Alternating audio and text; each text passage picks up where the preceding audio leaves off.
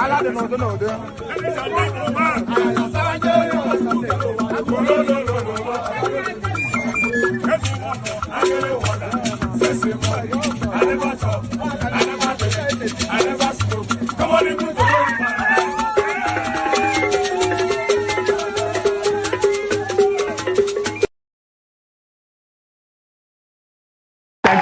you so much for watching. Thank you. Have you subscribed? Yes, you. Have you subscribed? You. Yeah, before you go, click. It's free. Click.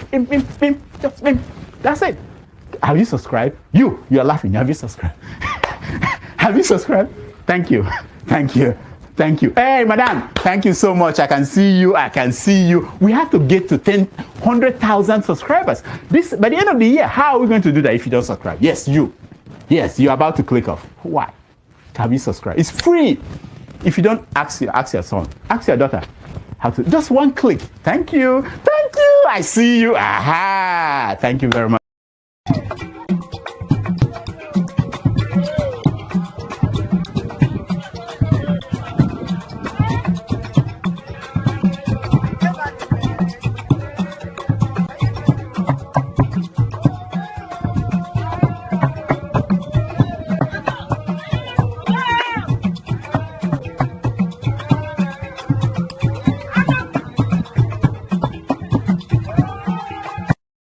$1,911,844,833 naira and 46. I'll take that again. 1,911,844,000,000.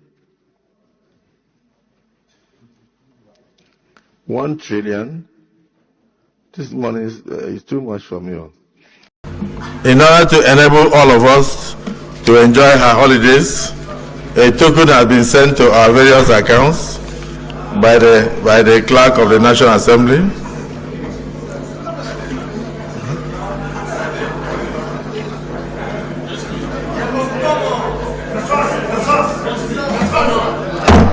I will not. I withdraw that statement. In order to allow you to enjoy your holiday, the Senate President has sent prayers to your mailboxes. To assist you to go on a safe journey and return.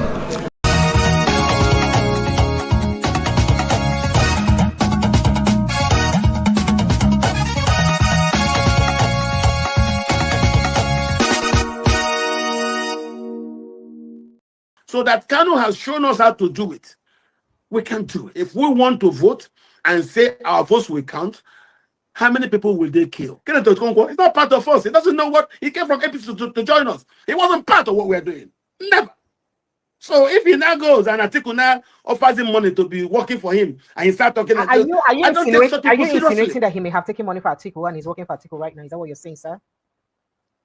My brother, if you see a politician who is not in one place, don't forget who Kenneth is. He's a movie man. He works with the entertainment industry. For him to leave it and now come to politics where we are, you need to have that staying power. We forced him. So Peter didn't want to contest in 2023. Is that what you're saying?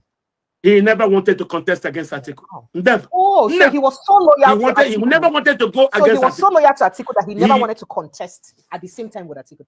Against Atiku. That was just the truth. So he had somebody say, disappoint you for what? Were you part of us? Kenneth Okonkwo was never part of us. He was not part of. We formed what we formed in the PDP. Kenneth Okonkwo was in APC. He's not part of us now. So how can you come to be disappointed you? Disappointed you for what? You came and joined us. Did you answer what we're doing? You just want to follow any wave that is on without knowing the fundamentals that actually staged and in place that. I dare Atiku to openly criticize the Fulani militia men. Say, let him do like Shehu Sani has done. Openly appreciate it is the Fulani militias that are killing and tell them to stop doing this. It is because all of the Fulani leaders keep quiet while the Fulani militias commit these atrocities. That's why we believe all of them are together in it. If none of them will come publicly to criticize it, Then why won't we speak openly and generally about what the government is in bed with them? Tinubu is weak. Tinubu is weak because of the Buhari's Afghanization of our security services, which he achieved before he left.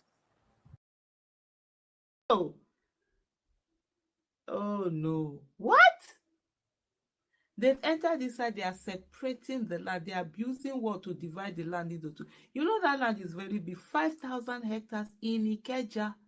It's not small piece of land. So they want to look for everything, whatever, to cause. Hey. Honestly, this is so shocking, right? I think what I'm going to do is just take a look at this particular video that I'm going to play now.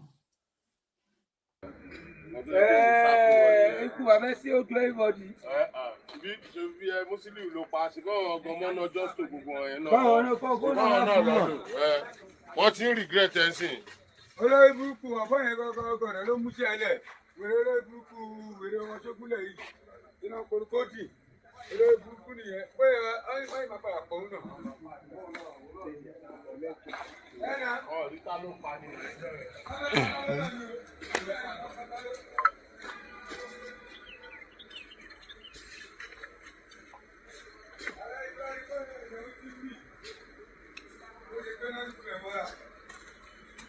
What's your mind, Jay?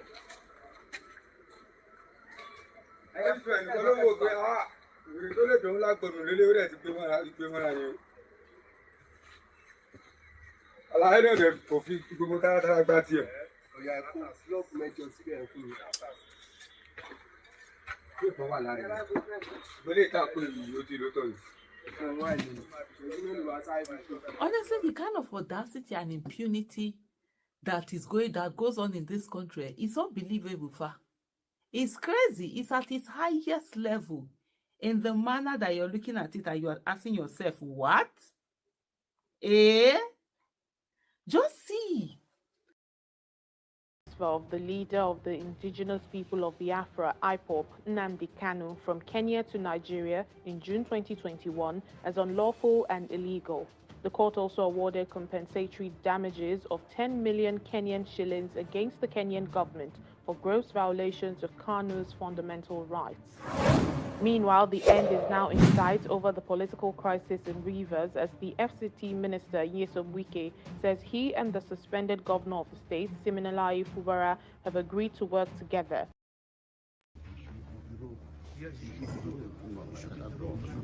Like this doesn't know the law. Here that the chief judge of Nigeria cannot tell Binta Nyeko what to do is here. It's your law. Of Nigeria, chairman of board of benchers. An old man like this doesn't know the law. You don't know the law. I'll give you a petition.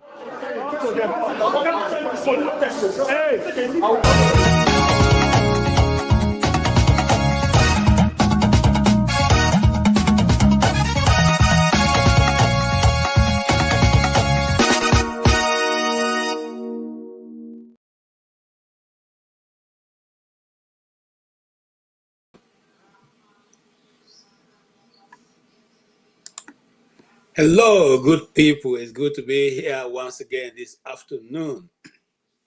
We're so sorry we're coming a bit 1 hour late. That's because we had this machine. I don't know what went wrong. It don't just come up, and so I've been battling with it. Most of the videos we wanted to use today have refused to load. So if you're a technical person there, maybe if you can help me out later in when the program is over. But we're going to try and move on with what we have. So I welcome you to yet another day of having discussion on what is going on in our country. And I want to take it from where Aisha Yusufu stopped. If you have not imagined the level of impunity going on in Nigeria, then you have not come up to age, because the impunity is at the highest level. And that's why I quickly, flip back to what Nnamdi Kanu said many months ago. These guys don't know the law. They only pretend to know the law. They don't know the law. So unless you and I arise to tell them what they should do and what the law says, they feign to be ignorant and consequently continually to disdain the system and oppress the ordinary man. But thank God for social media. We all can be citizen journalists. We all can go out and investigate by ourselves. Thank God for the freedom of speech. Freedom of information. You can equally go out and seek for any information that is crucial to your development or your well-being and apply to receive that document. It is high time that we as Nigerians will stop to just allow government do whatever they want to do at whatever time they want to do it, and then we just decide to receive the short end of the stick. Time has come for us to call our government to question. People who are governing us are not spirits. They are human beings that we elected. They are supposed to be our servants. They are not our masters, as the case may be.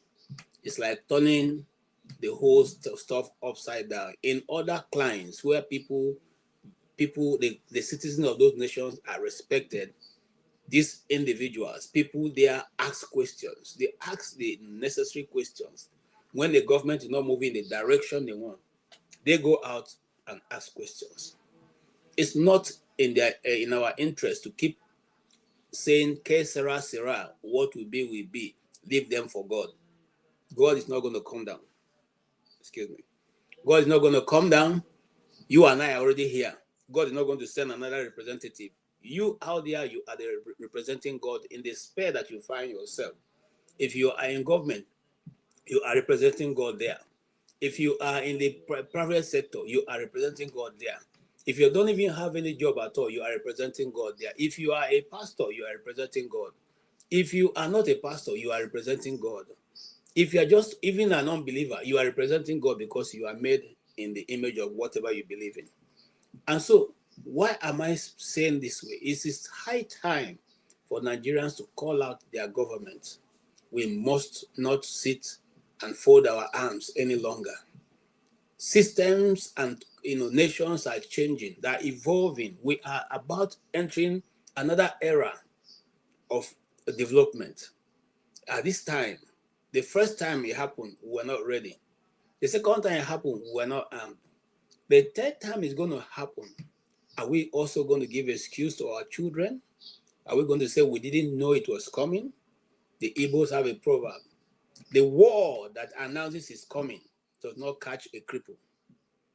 Are we going to allow this same time, this thing that is we can see it unfolding, coming in its strength? Are we going to allow them to take us prisoners again?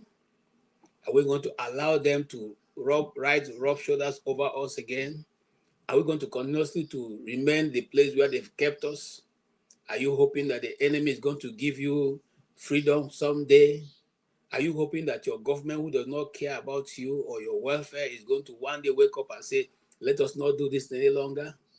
It's not going to happen. It has never happened in anywhere in history. Every nation of the earth that become what they have become today took a stand against those who have become their oppressors. And that's the only way the situation changed in those nations. There are many drums of such change coming in Africa. We are witnessing what is going on right now in Togo. For the past 3 days, the youth of that nation have marshaled out and said it is time to bring the Yadema government to a close. When are we going to troop out and say it is time to bring the governance of elderly men, ancestors, to close? When are we going to say it is enough? Because at 91, you're really not thinking about governance. At 91, you're not thinking of the development of the ordinary man. You are now beginning to wind down and ask for your maker. Those of us who are Christian, who are praying, will Christ come before we depart? Or are we going to depart to go meet him there? So why do you expect a 91 years, 92, 93 years old man to give you, to be able to tell you what the word is saying at this hour? It doesn't happen that way. Africa, we need to rise. And they're very famous. If you're a Nigerian and an African, you will know that there are many of our musicians in the past. You know, top of the table is late Sonny Okosu. He sang until apartheid was delivered. He sang, you know, and he also sang Nigeria, which way Nigeria. After apartheid had fallen, he sang and asked our leaders, which way Nigeria. His soul continued to rest in peace. He has gone to be with the Lord. And yet that pertinent question he asked us is still with us. Which way Nigeria? Where are we heading? Is there any way? Are we even thinking of our unborn children? Are you, who is the position of leadership today in Nigeria, thinking of Nigeria in the next 50 years? What do you think is going to be of the nation that you are now superintending over? What are you going to leave for the generation that are coming? We would like to run to give example of America. America have more than about 4 or 5 presidents that are still living, but they don't take part in the day-to-day running of the American government. They've served their term. They've gone out. They've given the baton to another person. And they didn't bastardize the nation. The people are building from where their predecessors stopped. What is wrong with us?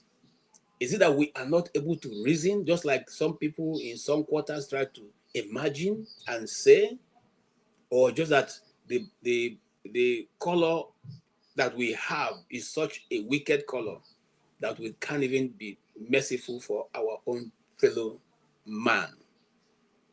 It is a pertinent question for you and I to answer. And I think it's a kind of delusion. And maybe the medical people give me a better name for it.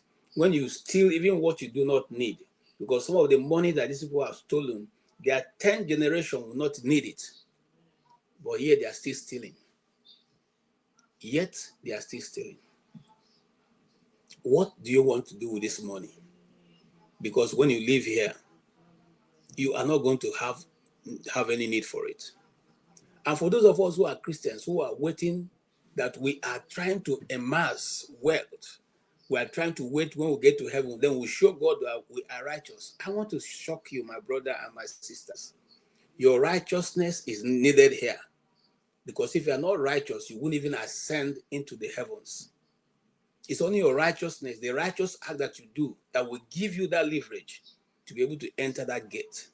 So if you are hoping and still preparing, tomorrow I'll be righteous, tomorrow I'll be righteous, next tomorrow I'll be righteous. Oh, well, it's not yet time. Let me first buy this. Let me first do this. Let me first own this. If you are hoping that you are trying to own a whole country before you move into the position of doing what God has put you in position to do, my brother, get ready. You have many things, many answers that you are going to face in future. Aisha had given us, just a stepping of what is going on. The level of impunity is done even with braggadociousness. They put, swag to it. You can do nothing. And that's why a man is still in court. The government of Lagos State cannot tell you who broke down the man's house. But in the following hour, people have come there by night to start building up fences, trying to demarcate the land into portions. And you tell me that we are correct, that our head is okay? Which other nation, including Afghanistan, can this kind of thing happen? Where else? But before we say it, some youth will jump up into this section now and begin to type away, insulting and saying, well, we're just blabbing. You see, for some of us who have already entered the 5th floor, the Nigerian we are fighting for is not for us. It's not for us. At least by the grace of God. As you know, there are very few, anything that really holds fancy for me now. The Nigeria we are fighting for is for you, who is under 40. The Nigeria we are fighting for is for your children who are yet to come. We are speaking these things, and every day we are taking our time to be on this channel to talk about these things, not for our own betterment, but that Nigeria will be better for you. You don't have to run to another country and be driven back or be made to look as if you are looking for where to look for shelter. Nigeria will become a place where you don't have to travel out to make yourself known and for the world to come to you. The world will rise and come to Nigeria. As it were when we were in primary school. When I was in primary school, I was taught by an Indian teacher. Two of my teachers, three of them, about three of them were Indians. When I got to secondary school, we had half of the school was full of Canadians and Canadians, Americans, and Indians as teachers. They were rushing to come to Nigeria to work. Today, when we talk, you people think we are here to make joke. Rise up, my brother, open your eyes. Cameroon, we are laughing at who have another ancestor as a leader. Now Cameroonians are laughing at Nigerian money because before now, if you get 1,000 naira in Nigerian money, it's almost 20,000 in Cameroon. Now the Cameroonians are saying that their money alone, I think 1,000 Cameroonian money is about 60,000 naira, and you people think you are still playing politics. We are still playing politics. We are still thinking the Igbos are the problem of Nigeria. Anyway, let's move on. I have behind the backstage for a while now, Mr. James. So let me bring him in. And like I said, a bit of technical issue didn't allow us to do what we need to do today. But let's roll this dialogue. Let's invite you in. Let's hear your own point of view. Let's know, are we actually playing Ludo, Kalu, or are we building a nation like every other nation that is interested in the development of their people? Tell you what, if our country, Nigeria, was what we wanted it to be, do you think any Nigerian will leave Nigeria? Just process that for a minute. Process that for a minute. Do you think if the government of Nigeria takes responsibility for what they should do, you have people buying every day in hundreds, and you say you have a government and some of you can come out and defend that government? What do you stand to gain? Have you ever held a green passport to travel? If you have, you will have noticed what I'm going to talk about.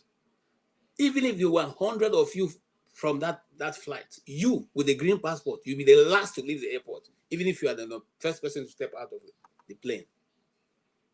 You go there, or once they cite your green passport, they say, this way, please, and you go that way. They go scrutinize your passport first. Then your visa will be the one to follow. When they finish looking at your visa, then they will ask for your name. Of course, at that time, they're already working on their system. If fly, they correct. That is, fly pass near your luggage, then go investigate that fly before you leave the airport. And when we talk about these things, people think we are playing politics. Even small nations that are not even up to 10 million people, they will pass them before you. You'll be there. And then you just there make small noise. They, why am I being? Then go put you back for the next flight. So what am I trying to say? Whether we like it, we don't like it, whether you accept it or not, it is coming. It is coming. Let's open our eyes and deal what is facing us.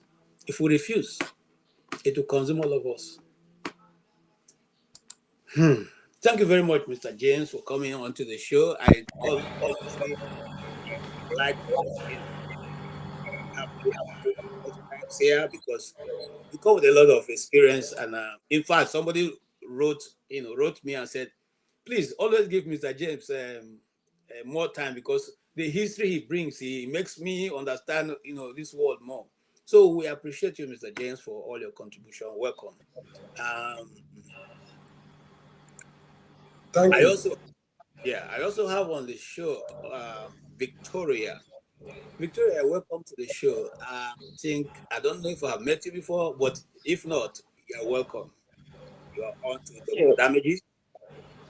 Fortunately, Mbori. Mbori. Mbore. Mbori. Sister, in case crow glasses, Lanya, Malcolm when you again. Marco for the thing. No. How It's very beautiful. Welcome, man. Yes. Thank you. Thank Yes. you. James. And hello, Mr. James. Yes. Okay. Yeah, can you hear me? Yeah. Yeah, I heard you saying that we are entering, is it a new era or a new system? We're The entering, world, a new era. yeah, we're already in a new era. We are not entering. We've already entered in the world. Okay. This is one thing the black man has failed to realize. There are a lot of factors responsible. One of them is our inability to govern ourselves properly. I remember when Samuel Mbakwe was alive, they called him the crying governor. He said that he preferred colonial rule to self-rule. That was during Shagari's administration. After watching keeping track of the events during the Israel-Iran war, I've lost interest in the affairs of Nigeria. I've stopped watching Arise News, Channels TV and other social media, something on YouTube, because the kind of things we discuss shows that we are a bunch of unserious people. That's just one thing I realize. Unfortunately, the other aspect of our problem is outside interference in our internal affairs. Those who are benefiting from the rot we are grappling with will never let us know peace in the whole of Africa. This is why Kwame Nkrumah was overthrown. Patrice Lumumba was killed. Thomas Sankara was killed. Robert Mugabe did not know peace.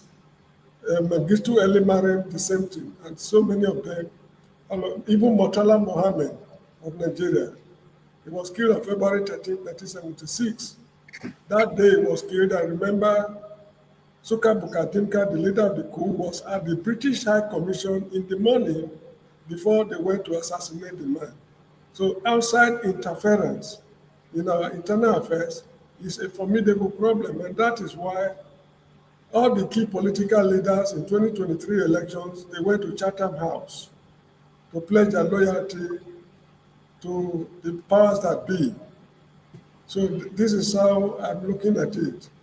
I'm tired of saying I'm tired of Nigerian problems. Because as you rightly pointed out, there's nothing I can do that will benefit me in Nigeria of today.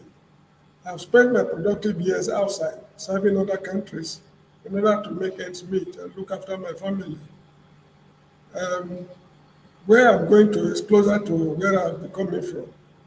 And I cannot change my habits now because I remember a Russian writer who said that the second half of a man's life is made up of nothing but the habits he acquired during the first half. So if I've acquired the habit of serving other countries to earn my living, I cannot change that habit now because how many more years do I have to spend in this world? It's insignificant compared to the number of years I've already spent. So this is how I see it. I'm now more interested in African affairs in general, not just Nigeria, because Nigeria as a country was on the verge of rescuing the whole of Africa from backwardness. But from the look of things, we are now even more backward than most African countries. So where do we go from here? So that is the little I have got to say. Thank you very much for giving me the time. Thank you so much, Mr. James. Thank you. Always appreciate your contribution. Yes, Borie, make your dish out of Borie. Hello, everybody. Good to see you. Thank you all. Actually, I think one thing I always miss is to say hello to, other than the panelers. Who else do you say hello to? The ones that are in the background. Yes, ma'am. Anyway, hello, everybody. And hello, is that Tony? Yeah, that's Chief Tony. Hello, Tony. Um, I didn't get your question, KJ. Yeah, Could you please repeat? it's just an initial comment. You know, the way the impunity is going so it has become a household thing in Nigeria. I'm going to play a video so that we can discuss, but I just want to make an initial comment. All right. Actually, for the past 4 weeks, I am here in Nigeria, and that is so fulfilling because what Mr. James said resonates with me outstandingly. That is the reason I decided to yet come back to Nigeria and, take it from there, because it looks like everybody thrives in that impunity. And it's frightening. Everybody. Okay, not everybody. I've not met everybody, but most of the people that I meet when I go out, none of them thinks or, shares anything that is not embedded, with impunity. It's like if you act otherwise here in Nigeria, they will be looking at you as JJC, or, oh, you want to show us or tell us that you are the most truthful person. That may work for you in America, or it doesn't work here. I mean, you are looking at people like, are we going to continue like this?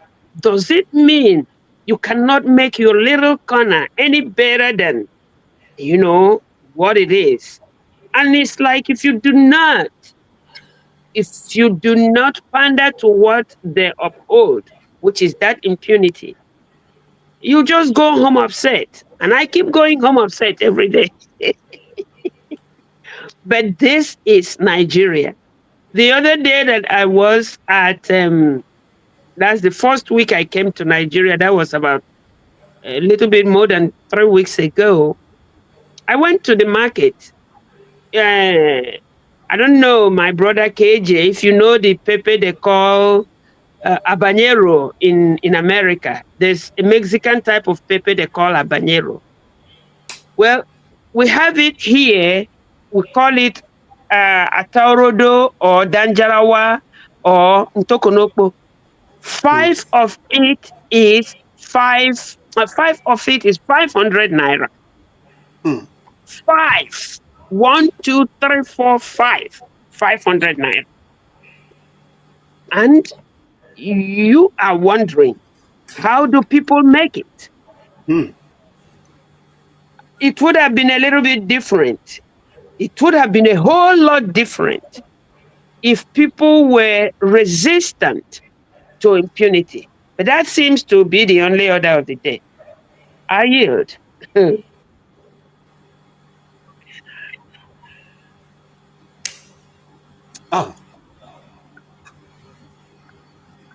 Hello. I'm right here. Okay. Thank you. Thank you so much. Sorry, my son is running. Okay. Mr. Tony, yeah, your initial comment. Let me take care of this young man.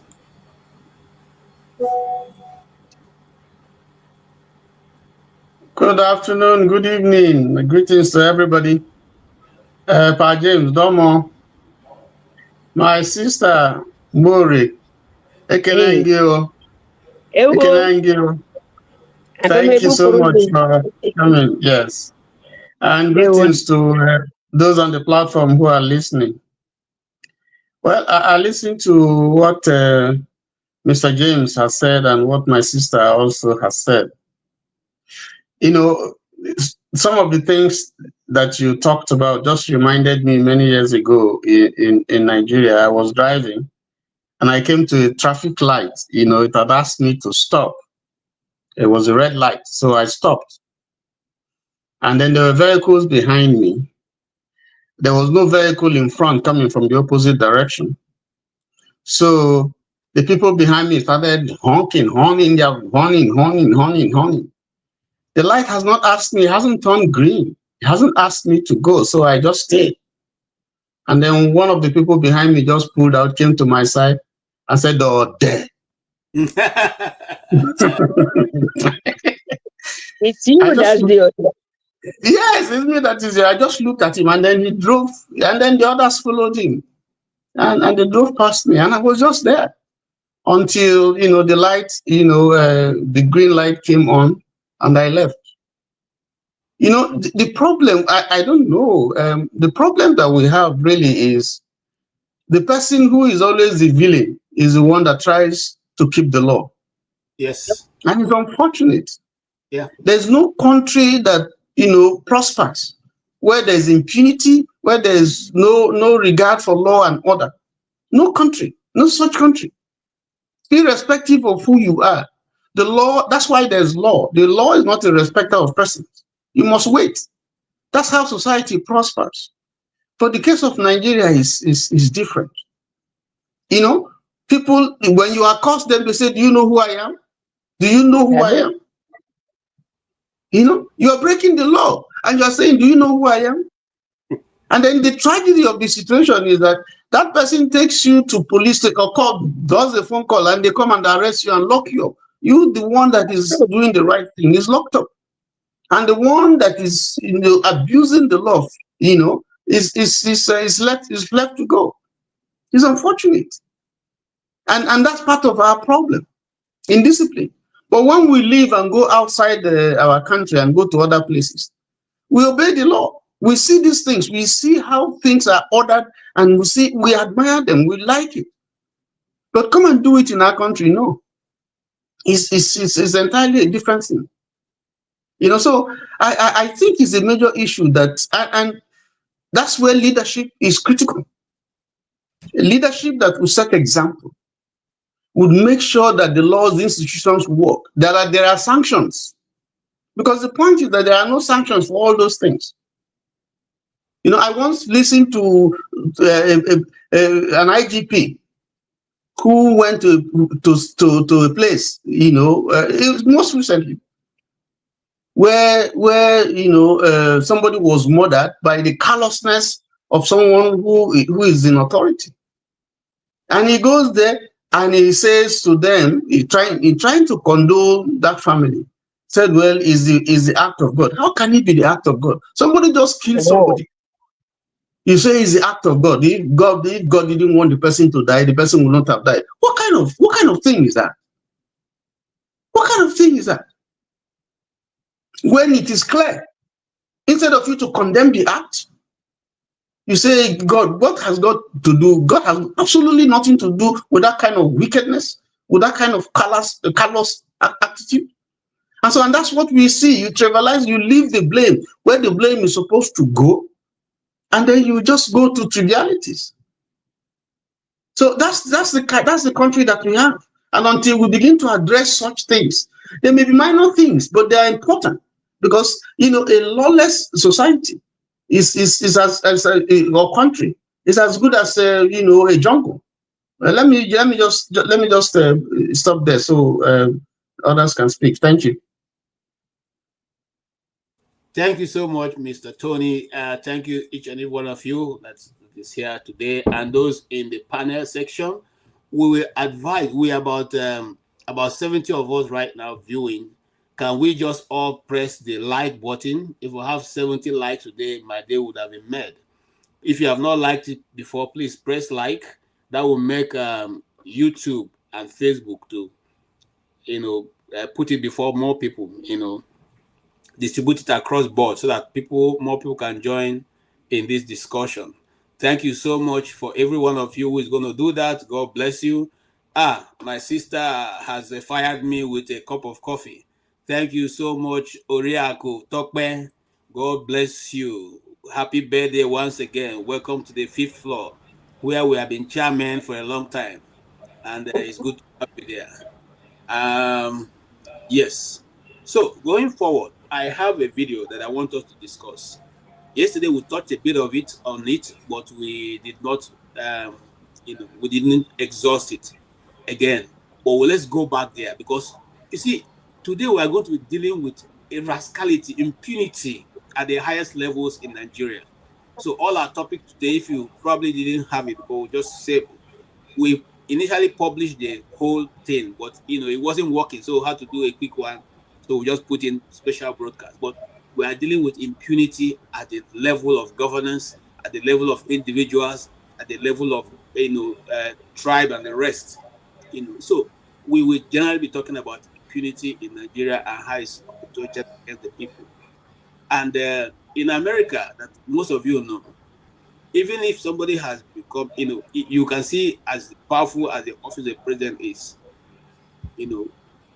what we call in Nigeria, local government lawyers can actually issue an order and the president in America will obey. Of So course. what's wrong with Nigeria? What is wrong with the system we have built for ourselves? And while you're trying to, tackle that, I want you to watch this video that exclusively is owned by Aisha Yusufu, who has done a bit of analysis on it. We give her all the credit for this. And please listen to Aisha and hear what she has to say. Separating the land, they are abusing what to divide the land into two. You know that land is very big, 5,000 hectares in Ikeja. It's not small piece of land. So they want to look for everything, whatever, to cause.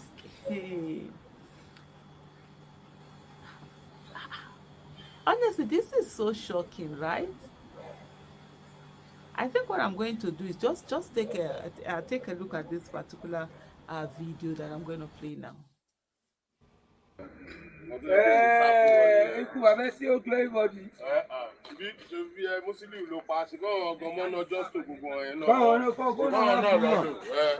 Wọ́n ti ń regret ẹ̀ sìn.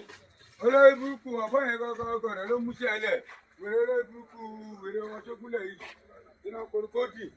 Olórí burúkú nìyẹn. Pé ọ̀yìn máa padà pọ̀ náà. Ọ̀ríta ló pa ni.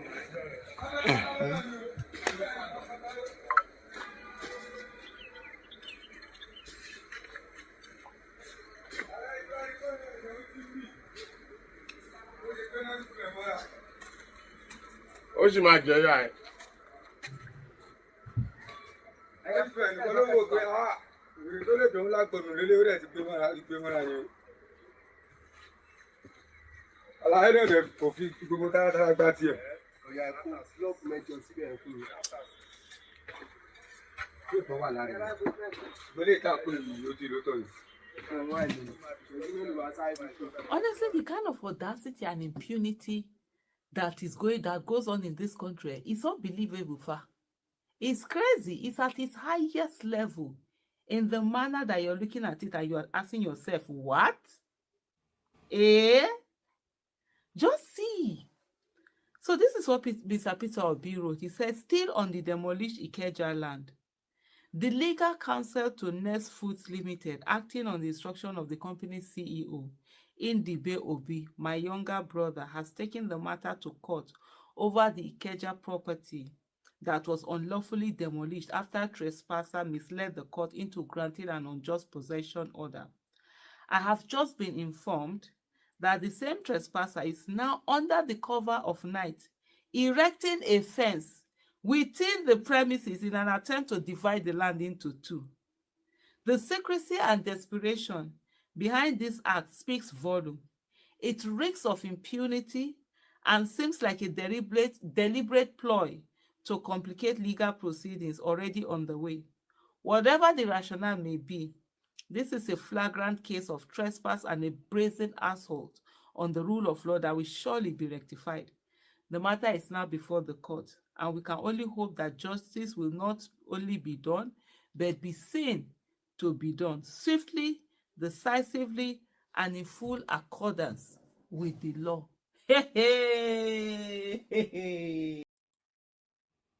Okay, just like Aisha, I join her to say, hey, for Nigeria. Okay, let me not put my opinion. Let me let Mr. James take on that. Yeah, you see, what can be done? Nothing. I'm not anti-Obi, neither am I for him. I'm just speaking as an ordinary Nigerian. He cannot do anything, absolutely nothing he can do about this matter. You remember, was it not a Senate? There was a man called Bukachua. I don't know if I pronounced the name very well. It was a Senate. He told them that I influenced my wife to pass decisions and things like, perverting the course of justice. A senator in the House of Senate telling the entire country, and nothing happened. And Peter Obi is thinking that he will be able to do something about this matter. This is not governorship case in Anambra State, because that case was involving Anambra people. This is a case that cut across two major ethnic groups in Nigeria. So this is, I don't want to comment too much because people will call me a tribalist. You get the point? Absolutely nothing will happen. And one thing again I'm thinking of is this. These things have been happening to people all over the country. This is not the first. So why are they sensationalizing the matter? Is it because the man is related to Peter Obi? What about the others? Because I know of so many cases while I was living in Nigeria, when you're building your house, they won't say anything. When you're getting up to lintel level in the night, they pull it down. There's nobody to cry to. These things has happened tens of thousands of times across the country. So what is so special about this very matter? Please, people should not think that I'm against Peter Obi as a man. He has his what's called constitutional rights, which he should protect. But take it or leave it. This matter is going nowhere. This is my own opinion. I kindly permit me to comment on what somebody wrote. One of the viewers at home, his name is one leg Oga. He said, I think we have old people and old way fatigue. We need young minds leading. I don't think the problem is a question of old people, because remember Beta Edu, minister for something humanitarian, whatever it is. She's not an old woman. The wife of the Minister of Interior was involved in that deal. That woman is not likely to be an old woman. You get the point? And that is the case of young people messing up the country. I remember this man that was called Chief Obafemi Awolowo was 78 years old when he died on May 9th, 1987. That was when the man died. He was born in 1909. He was an old man when he died, but he left his footprints in the sands of time. If not for him, I wouldn't have gone to school. I never met him. I do not know him. But as a matter of principle, he gave us absolutely free education at all levels, up to PhD degree level during this time. So it's not a question of old people. The character of a man is a question of choice. And that choice is influenced by your upbringing and quite other petty things, but it's principally a matter of choice. Two boys or two girls or two children born from the same womb, the same day, could become, they could develop radically different characters. One could become a priest, while the other would become a violent soldier. They were born from the same womb, the same day. So it's not a question of being an old man or whatever it is. Those who gained independence in 1960, majority of them are gone, but they've groomed a younger generation with their philosophy, which they're implementing. So don't be surprised that to solve this problem, It could be an old man who returned, I mean, what you call the table round in Nigeria, just like in South Africa. Apartheid there was there for 400 years, but it took just a white man, F.W. de Klerk, who made up his mind that enough is enough. He released Nelson Mandela, dismantled apartheid, organized election, and there was majority rule. Although the blacks fought consistently, I must admit that fact. But it took a white man to take a bold decision to end apartheid. So an old man could be the one that will put this nonsense to an end in Nigeria. So it's not a question of age, it's a question of character. So that is how I see it. Thank you, Mr. James. Madam Bori, Mr. Peter B's brother, or Next Food as they are called by the name of the company, acquired this land as far back as sometime in the 2000s. But they got a C of O in 2003 or 2013, one of those. I can't put my hand on it now. 2013, government consent. Yes, government consent, C of O, everything was completed in 2013.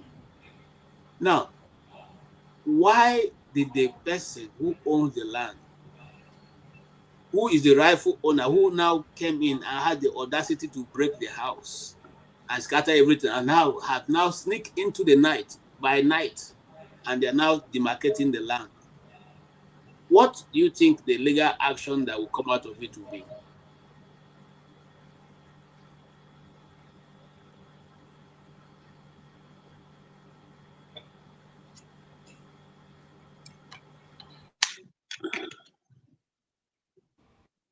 Okay, your mic is muted. I can't unmute you. Okay. Can you hear me now? Yes. All right. Like I said before, I am here in Nigeria, number 13 Johnson Street, somewhere in where they call Command.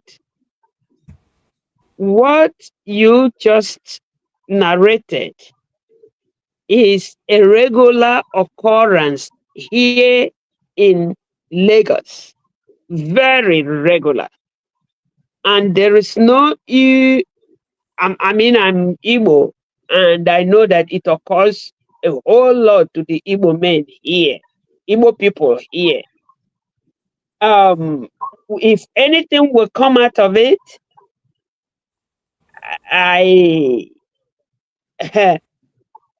well, I wait to see what will come of it, because it's usually, okay, one thing that I know that has been constant is how lawless Nigeria is. It could be something different, because that phrase, do you know who I am? It obtains a whole lot in Nigeria. It takes things to a different level in Nigeria. So now, if you know, or if they become somebody that has the audacity to ask, do you know who I am? The law interprets differently in their corner. So I don't know. From what I have understood, it doesn't matter what you have of that land. C of O, O of C doesn't do no diddly.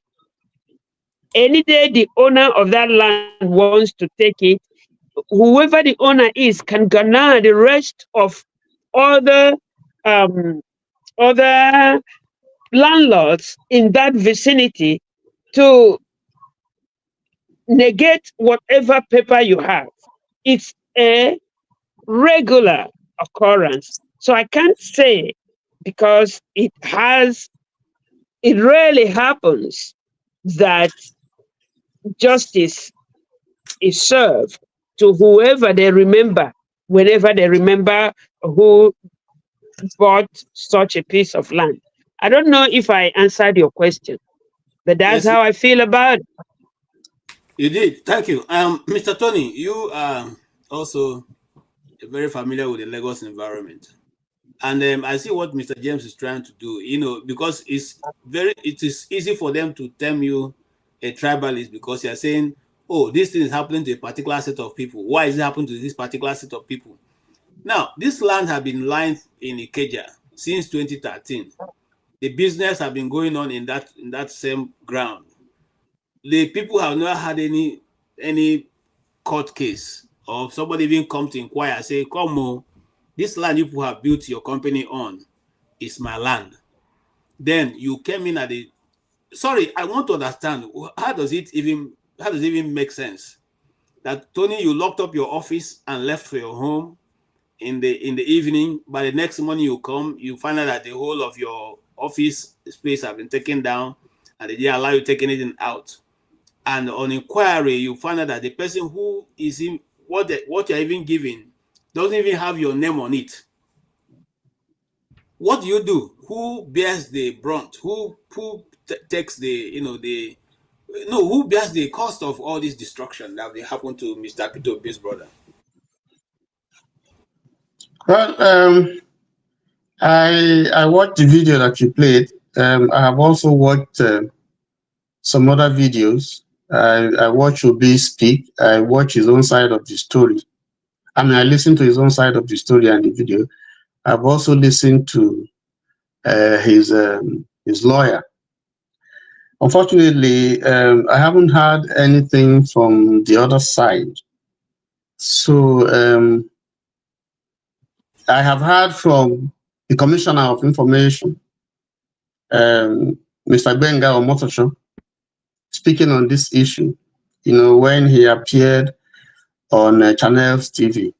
But unfortunately, I haven't heard from the other side because it takes two to tango. So my reaction will be based on what we have heard so far from the Commissioner for Information of Lagos State, from Obi and from his lawyers, and from the documents that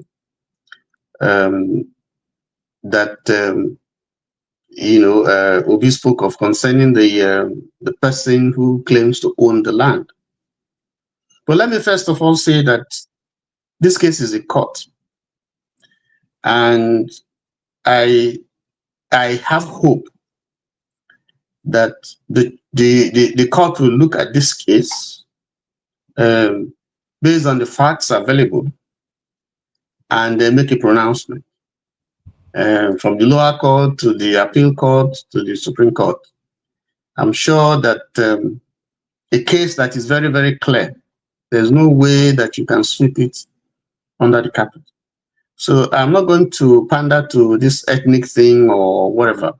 I don't believe, I don't agree with Pa James. I don't agree that you can't get justice, that nothing can happen. I don't believe that this is an ethnic thing. I probably would see it as political, not ethnic. But that's neither here nor there. Now, the facts that we know based on what Obi has told us and what the lawyers, because the lawyer gave a more detailed explanation. The person who is claiming this property is Mrs. Deborah Olong-Logbo. And this land, this piece of land is a developed, is on the property there is developed. It's not as if it's a vacant land that there's no activity.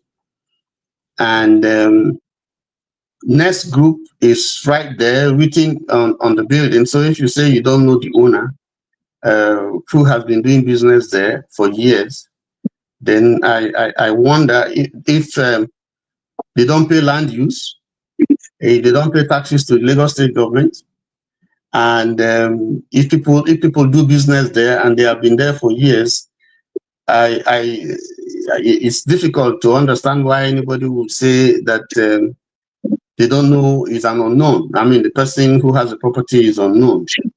Now, from what the lawyers have said, that land was purchased in 2011, and it has a government consent which was obtained in 2013. And if you look at the history, the deed of assignment and agreement, it chronicled the history of that land, of that property, when it was from the period when it was Western Nigeria. In fact, the registry was then at Ibadan. And then, it detailed every information about that land. Now, in the document which was shown to be, I think the lawyer, this lawyer spoke to, he said that the owner had obtained a C of O from the Federal Ministry of Works in Ikoyi, Lagos in 2021. Meanwhile, Obi, when I say Obi, I'm speaking generally of the family, because Next Group is actually a family company. It wasn't started by Obi. It wasn't started by Obi's brother. I think it was a business that was inherited from their parents.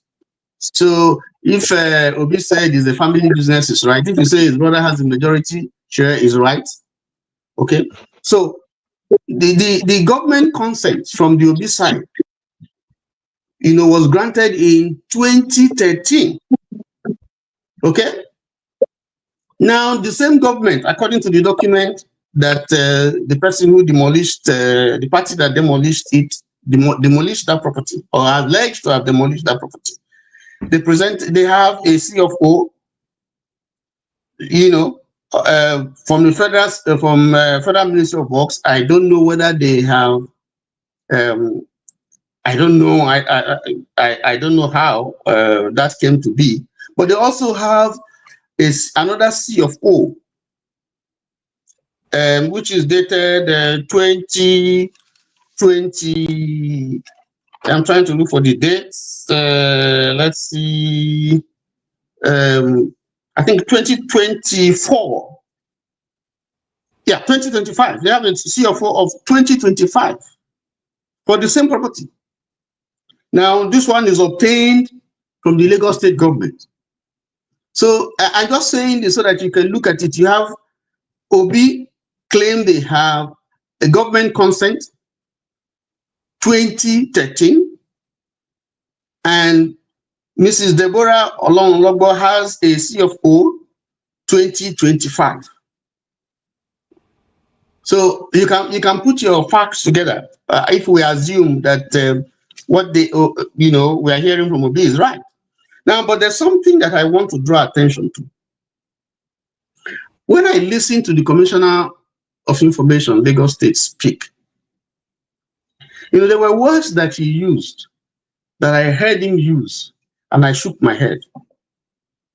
Because he didn't speak like someone who is speaking from an unbiased point of view. Now, what he said on channels is that he used the word drama, referring to what Obi said, and he used the word show, and I put these things on quote. He accused Obi of taking a drama and a show. In other words, he's indicting Obi. Now, and meanwhile, this is the same commissioner that claimed that they don't know anything about it. But if you don't know anything about it, how can you now claim? Okay, James, you want to say something? Okay, let me finish. Yeah, I'll round up. Finish what you're saying. I'm just notifying you. So finish what you're saying, please. Okay. Okay. So if you use the word drama and use the word show, and then you say you don't know, I mean, Lagos State is not involved. You are investigating. I think you are putting the cart before the horse. Because if you don't know, you don't know. You couldn't say someone is dramatizing or this is a show unless there's something that you know. Okay. Right. So that's one. Two, he ended up by saying that they are investigating. And then yes, and then the channel guys who are presenting had to remind him, because the way he was going, they reminded him that Obi did not indict Lagos State government. Obi didn't say Lagos State government is responsible. So you understand? So we are waiting for the investigation of Lagos State government on this issue. But meanwhile, The optics is not good, that a case is in court and there is an issue and people are going on demolishing somebody's land, and the manner in which that thing is executed, and then at night you are going to build while there's an issue. The person hasn't showed up to say, I am the one who owns the land. This is my own side of the story. But maybe, the lawyers will have a better explanation. But I think that the optics here is not very good. So let me stop there. Thank you so much, your contribution. Thank you for also explaining, well versed on this issue. Somebody has a COO that was dated 2013, and that person have a COO that dated 2025. You be the judge. But let me let Mr. James, maybe he also has more clarity. Yeah, you see, Mr. Tony is right. We've only heard one side of the story. We've not heard the other side. I'm just assuming they get to court and they prove that, or they allege that the CFO was illegally obtained. They did not follow normal standard procedures. When they obtained it, was it in 2013 or whatever it is? What will the situation be? That is one thing we should not overlook. And look at it from the tribal perspective, because I can't remember the exact year. Ojukwu had the same problem in Lagos, similar problem in Lagos. I think his father's property was called Villaska. I think it was Villaska, which was confiscated more or less by the state government, or I can't remember if it was the federal government. Yeah, it was confiscated, yes, by the state government in Ikoyi. I think it's Ikoyi precinct, yeah. It was settled politically behind the scene. I did not know if they went to court. You see, one thing we should not overlook is the chronic animosity we have for each other in the country. The Yoruba man do not like the Igbo man. The Igbo man do not like the Yoruba man. The Benin man do not like the Yoruba man. The Yoruba man do not like Shekiri. Shekiri do not like... It's just all over the country. We treat each other with abominable insolence, arrogance. This is what is playing out. Those doing this thing, the matter is in court, and they are building. They say, what can they do? This is our land. We are sons and daughters of the soil. How can a foreigner come and, that arrogance is there, looking down on each other. And please take it from me, I strongly believe that absolutely nothing will come out of this case. But more serious things have happened, and nothing happened. People are being killed all over the country. If what Shehu Sani said some time ago, during Buhari's time, about, is it 33,000 or 30-something thousand people were murdered extrajudicially, and nobody, absolutely nobody was prosecuted. So what is land compared to 33,000 lives? Even I was watching on the TV, was it at Rise News, the murder that took place at, is it Owo, in the Catholic Church? Yes. The governor erected a statue in memory of those who were extrajudicially executed. The present politicians took bulldozers there and demolished it. Yeah. More horrible things have happened in the country. So what is a piece of land? Left to me, the Obi family should just try to bear the loss. Okay, thank you, Mr. J. It's very bitter. It's a bitter pill to swallow, but you should just try to bear the loss. Let me just emphasize something. Yes, please, go ahead. We have not heard the other side of the story. So it is good they go to court. Let us hear what they will say.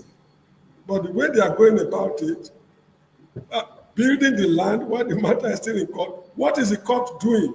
Why can't the court pass an injunction restraining them from developing the land until the determination of the substantive truth? The court is quiet.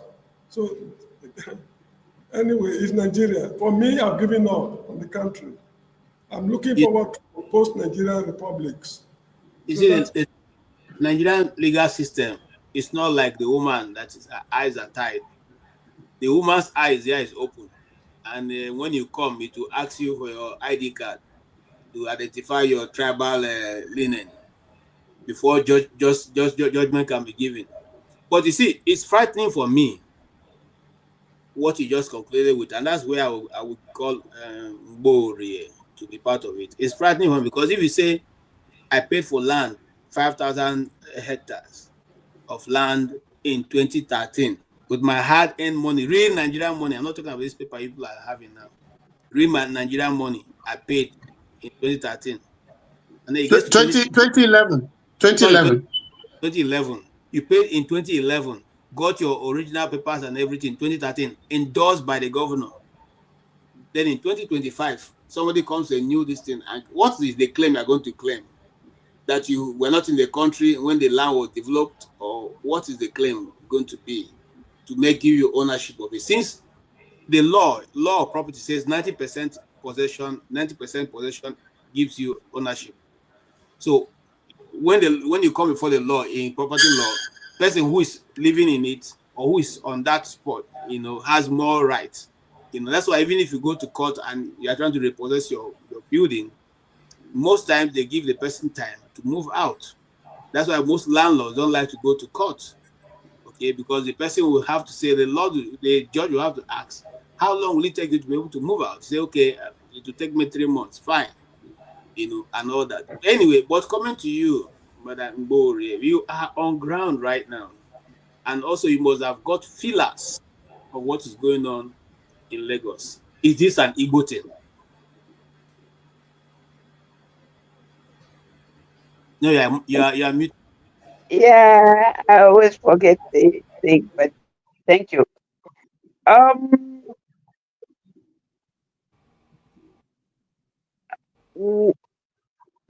At the beginning, when you had asked Mr. James, he said something that resonates with me, and that is what you have done or experienced the most part of your life is what you might be finding the rest part of it.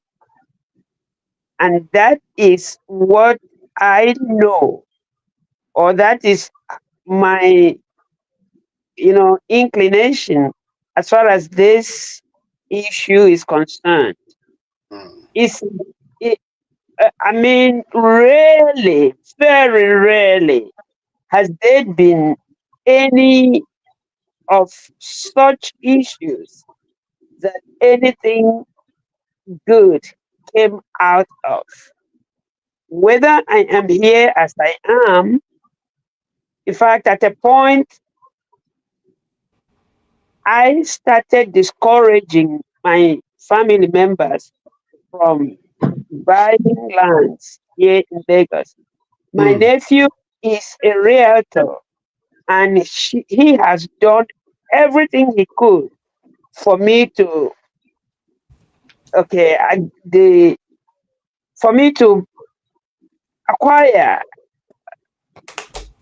piece of land, some more. I just told him that I will rent. Okay, they have plantation. So I encouraged them to, because one of the things that I see that is hurting Nigeria bad is food. The type of food crops we had before has either been genetically modified in such a way that they are not as fruitful as they used to be, or something or the other has happened. But I encourage them to farm. Yeah, a tuber of yam that will be enough for a family of 4. You are talking about 6,000 to 7,000. Wow. I went to touch one and they said 15,000, and I just left and went to somebody else. So being here has all the while, the only thing I say after knowing what I have gone through, my family members have been through here in Lagos is encouraging them to rent, lease a portion of land and do their farming so that the stress of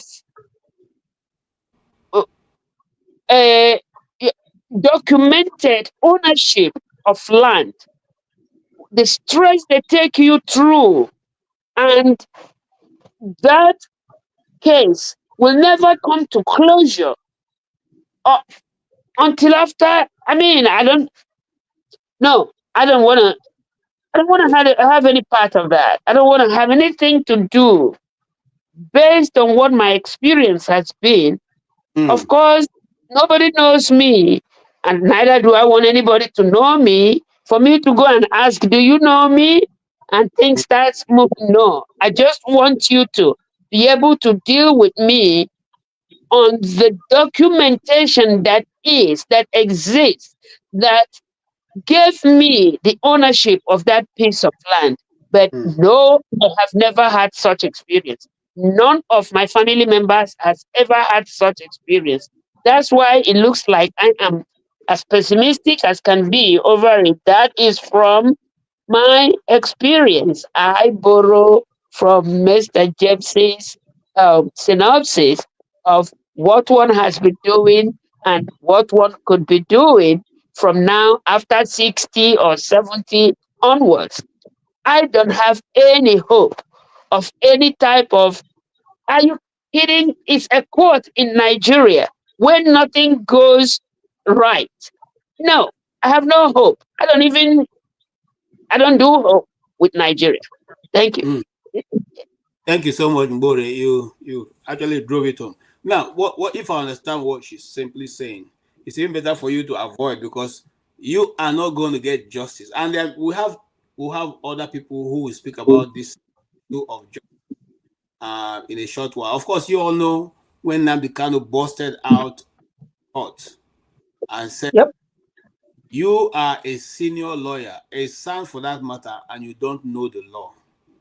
In fact, it was later reported that Binta Nyako said to her fellow colleagues that she is surprised at the level of the law that Nnamdi Kanu knows. So it's very difficult to prosecute him because you cannot hoodwink him with quoting those nonsense that you quote in the court. Okay, having said that, Mr. Tony, you have seen Peter Obi as a prominent individual in Nigeria, loved by all, and this can happen to him. What do you think they can do to ordinary man like myself?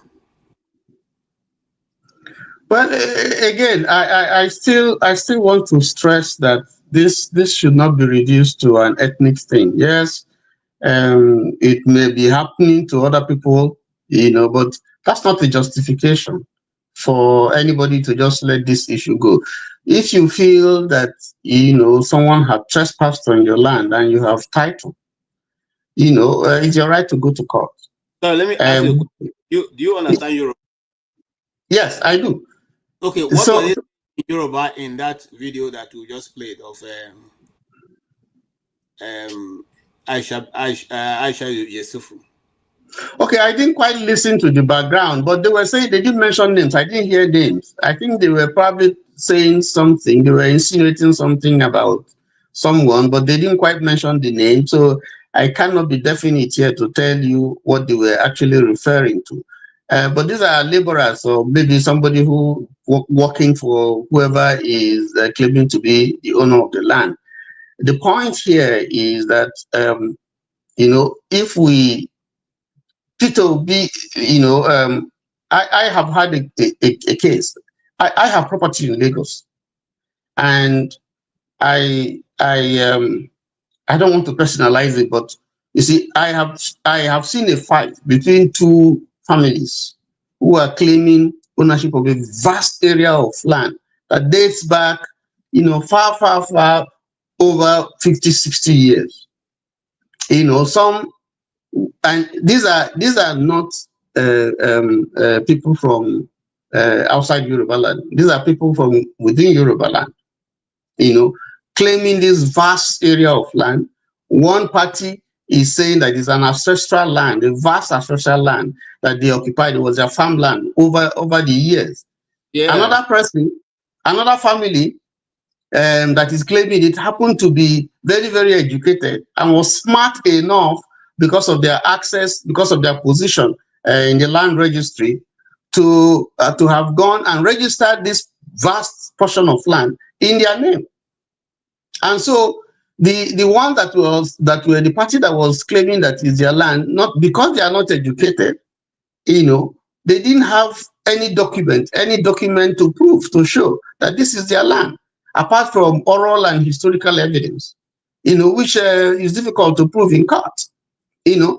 But, you know, the one who had title, who was smart enough, educated, you know, because he had worked, he was a big man in the land registry, you know, was able to register this vast land in his own name.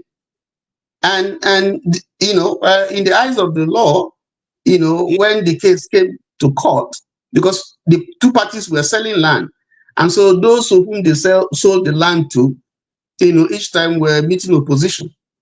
You know, so when the case now went to court, you know, and there was a ruling, the court ruled in favor of the guys who had title, who had the land, the vast parcel of land registered in their name. But the point that I'm saying is that some of the individuals to whom they sold the land to, you know, had been on the various land that they bought for more than 20 years. And I know that in Lagos State, you know, there are a number of years where you stay on the land, and if you are not challenged, the case is stated back. You know, if you, yes, you know, so I don't know whether that applies to this case. But the thing the thing that so I'm saying that to say that we should be very careful saying that it's because Obi is from a different ethnic group. No, people have had land cases who are from Yoruba land, Yoruba versus Yoruba, Igbo versus Yoruba, Hausa, and all that, and all that stuff. So let's not speak in that direction. The case is in court.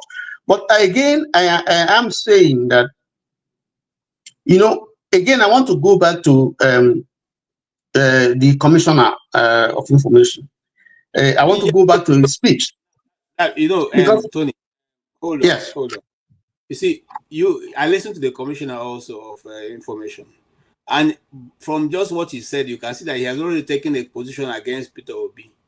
Because yes, I want to say something, you know, because he used the word two fighting. He used the word two fighting, you know, and that is for me despicable. You know, for such, I will think that he will be outraged by the manner and the speed with which that thing was done. And he will show sympathy because he's a commissioner of everybody who is in Lagos State. And at best, you just keep quiet and say, okay, we're going to investigate this case, but not show bias, because that's the whole thing that makes it very, very suspicious. I think that he didn't represent Lagos State well, you know, the way he spoke, you know. But again, like I said, there are two sides to a story. Fortunately, the case is in court. We'll see how it goes, you know. Yeah. But I don't think so far that the optics is good. Let's move forward. Let's make traction. Thank you so much for that contribution. And for JJ Laye, please, the link is up here in the comment section. You can take up and come in and tell us what you know. Probably we're not discussing what you know and you have more information. We welcome it. We don't have monopoly of knowledge. We welcome your view. And also that goes to Miho Walobi. You said, oh, you know, I love Nnamdi Kanu. He's one of the heroes of my time. I don't know about you. As you see me, so I'm popular. My family is very popular in my community, but I cannot tell my community people not to go to farm and they will listen to me.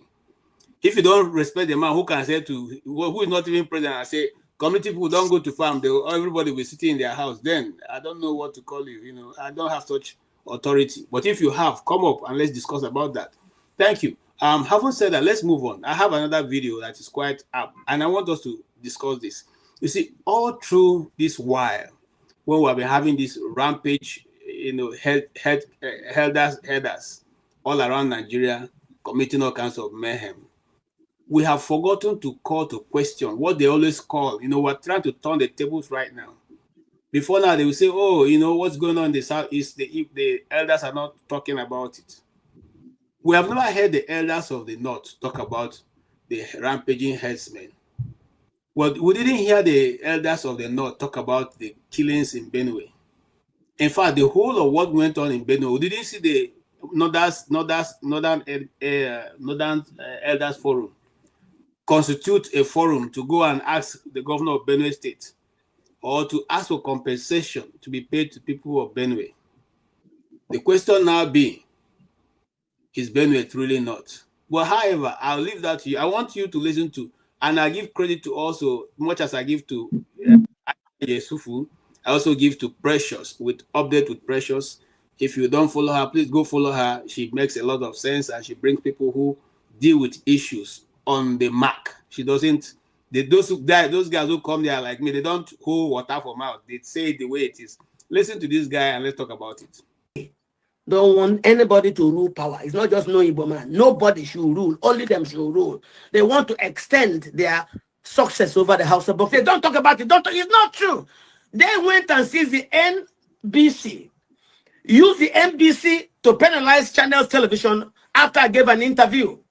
And that time, the big popular channel said, "Catch, what are you?" I said, "What do you mean?" He said, "Why are they harassing my uncles who were asking you, but they don't call you?" I said, "Because they know what I know." All of us know where we meet ourselves. They know I know what they are doing. So they will come and tax channel 5 million, trying to get the media not to allow me to speak. People was going to Benue. Instead of going there to look at how foreigners are killing Nigerians through ethnic cleansing, Tinubu was talking about communal clashes. Which one is communal clashes? Benue is a majority Catholic state. It's 98% Christian. So who are the communal clashes? There's nothing like that. From Vandeke are going through to Vakwande, to Boko, to Kasinala, to Lese, to Shongo. These are all TV people. The only offense the TV have committed is that they have land that have special species of elephant grass, which the Fulani cows love, and they have water. This is their only offense. Tinubu's administration has not been very different from that of Buhari, but where it has done well, if you ask me, I am from the East. So Tinubu has stopped the federal funding for the unknown gunmen sting operation. That was a federal sting operation perpetrated by elements of the Buhari administration. As I'm talking to you right now, there is no more unknown gunmen across. It's the Nnamdi Kanu version of the Biafra movement that refused to do what they want. That's why they came for Nnamdi.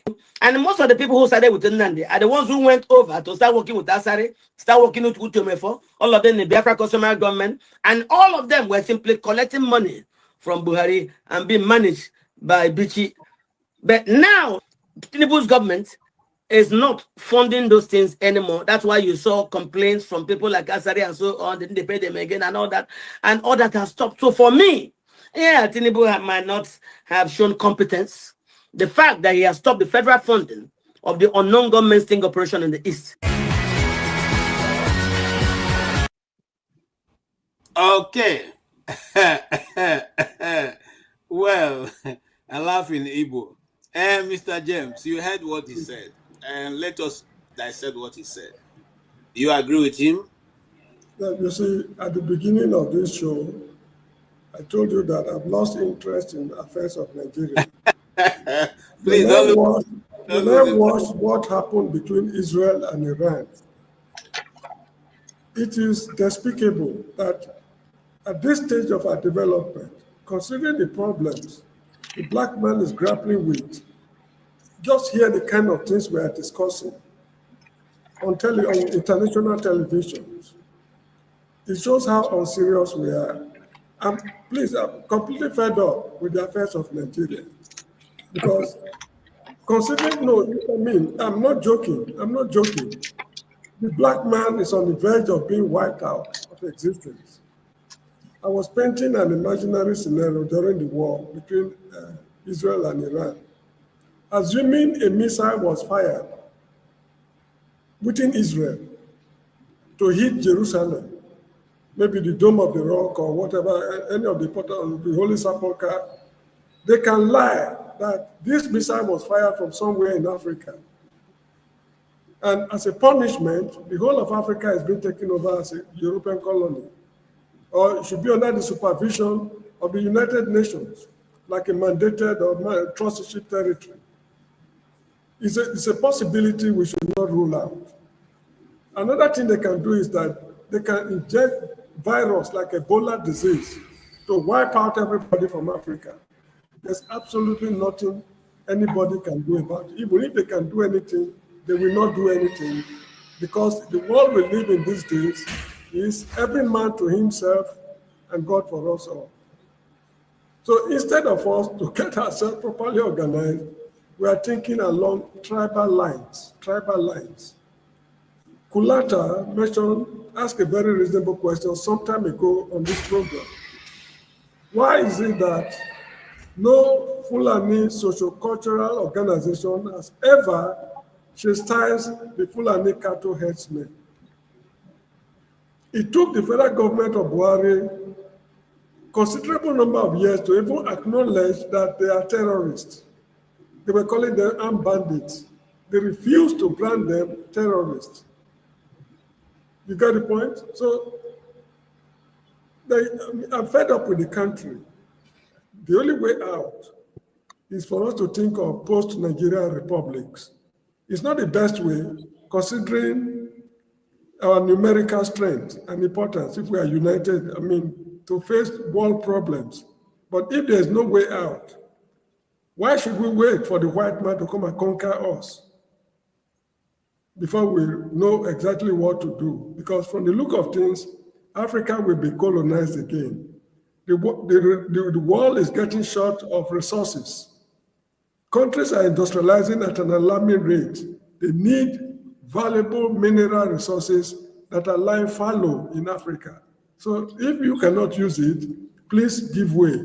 There are people who are prepared to use it for the benefit of the human race. This is the problem we are facing.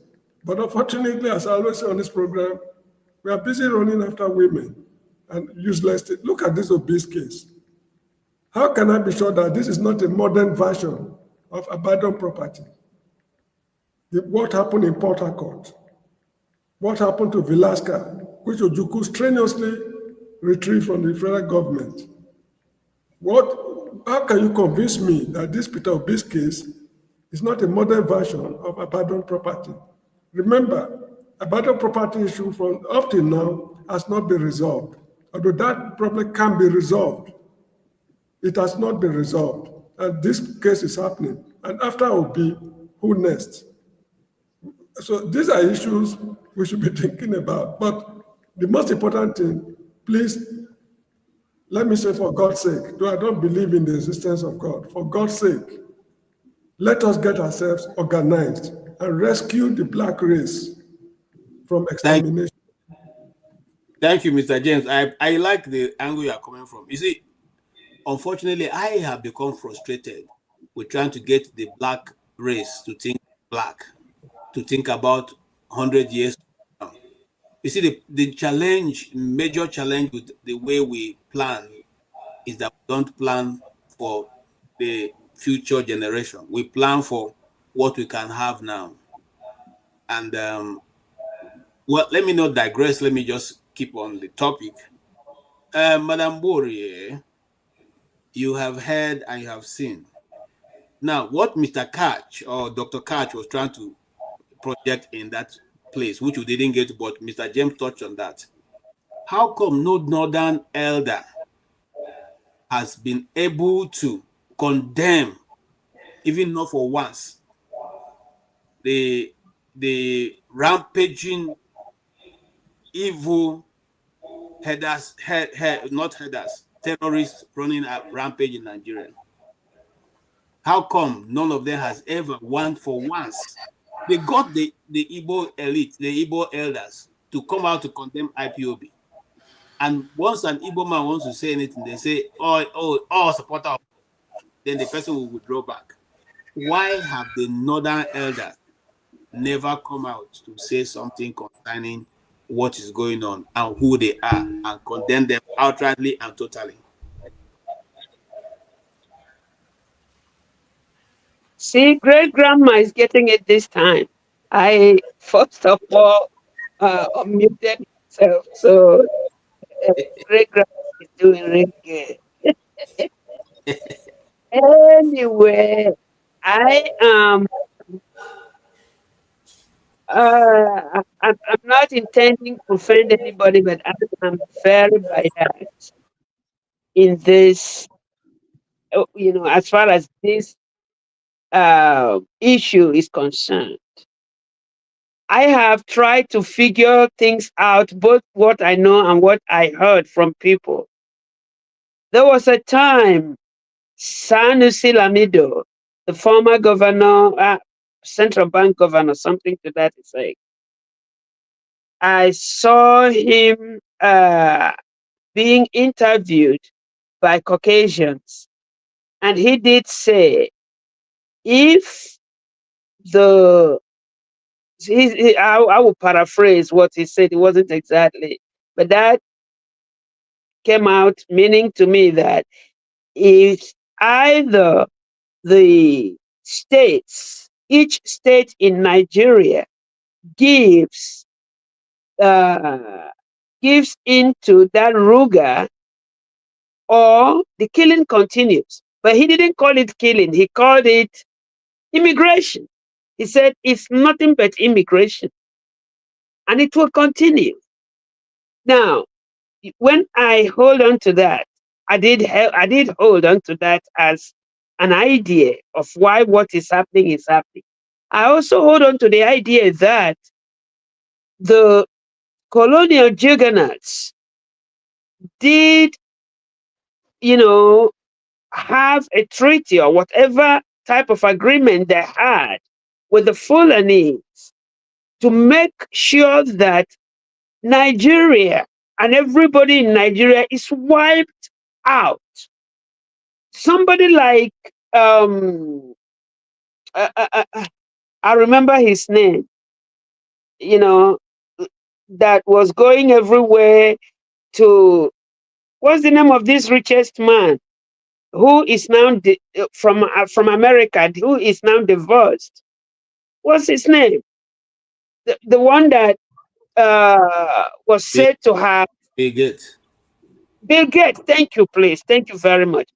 He was said to have developed or made the vaccine for COVID before COVID came out, and he also had did something in India, which he did in the north. I believe he and his cohorts want to wipe out Nigeria. So if Fulani were, which is mostly who is representing the north, or who has the authority to speak in the north, if they had agreed with the colonial juggernauts to wipe out Nigeria, they are doing what they planned to do. They will not complain. They are wiping out whoever doesn't want to be forcefully Islamized. No, they will not complain. And that is why I am so biased against their actions. The other day, when that man, Polo, or whatever his name is, came to Dr. Damage's this platform to say all that he was saying, oh my goodness, I felt that same way. Yeah, he said something about why the borders are open, and who is to blame about borders being open, and what has been happening, who is coming from Niger and everywhere to come and be the terrorists, who they will never brand terrorists but call them bandits. They are fulfilling what they want to do. So no, they won't complain. No, they won't complain. But if any of those bandits are killed, oh my goodness, the whole hell will break loose. Why do we want, or does anybody still wonder why uh, the soldiers will be there? In fact, why the soldiers will be protecting the terrorists who are going as either hunters or something of that nature? Are the soldiers not the same people who were the terrorists and were pardoned and put into the Nigerian, Air Force, Land Force, Navy, and everywhere? Why will they complain? No, they will never reprimand anybody because it was their agreement for what is happening to Nigeria now to happen. I yield. Thank you. Thank you so much. Yes, why would they complain? And I'm coming to you, Tony. Why have the very vocal North, led by His Eminence, the Emir, the Southerner of Sokoto, not been able to condemn for once the activities of these terror headers that is going on in Nigeria? Why have they not spoken out on behalf of the Benue people, since it's also part of the North? Well, I'm glad that you narrowed it down, because when you said that why is it that Northern leaders have not spoken, I wanted to say that that's not quite correct. But thank you for rephrasing that, because Shehu Sani is from the North. He has spoken against it. T.Y. Danjuma has spoken. He's from the North. But now that you narrowed it down specifically, you mentioned the Sultan. I can't speak for him. Sultan is a Fulani person, and it would have been good for him. Tony, the Northern Elders Forum took a very hard stand against the event that happened in Urome in Delta State. They even demanded that each of those people be paid 5 million, which was given to them. Okay, they even demanded that the people be handed over to them for onward prosecution. Why have they not done same in this situation now? That's my question. Yeah, that's why I'm saying that I can't answer it. The video that you played, Dr. Kachi actually did put a challenge to the same people you're talking about. That and he did mention Shehu Sani. I said Shehu Sani has condemned what's happening, and then he said he dare these leaders that you're talking about to also make the same proclamation. I mean, to condemn the act. But all I would say, I can't speak for them, but all I would say is that what is wrong is wrong. I've made my views quite clear on this panel. I think that it's not something that you play politics with. It's obvious. I have said that I have heard from Mayeti Allah. In fact, even when the Torti was speaking, when he had this tete-a-tete with a representative of Mayeti Allah, you can see, which was played on this platform. You see the exchanges, one calling the other Bohemian, calling one side Bohemian, the other one calling the other one mechanics and madmen, And if you need to go to some platforms to see the venom and the vitriol that is surrounding this whole issue of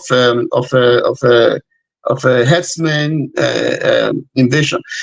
Some people don't want to use the word Fulani. Some people don't want to use the word terrorist, but it is clear that the action is terrorism.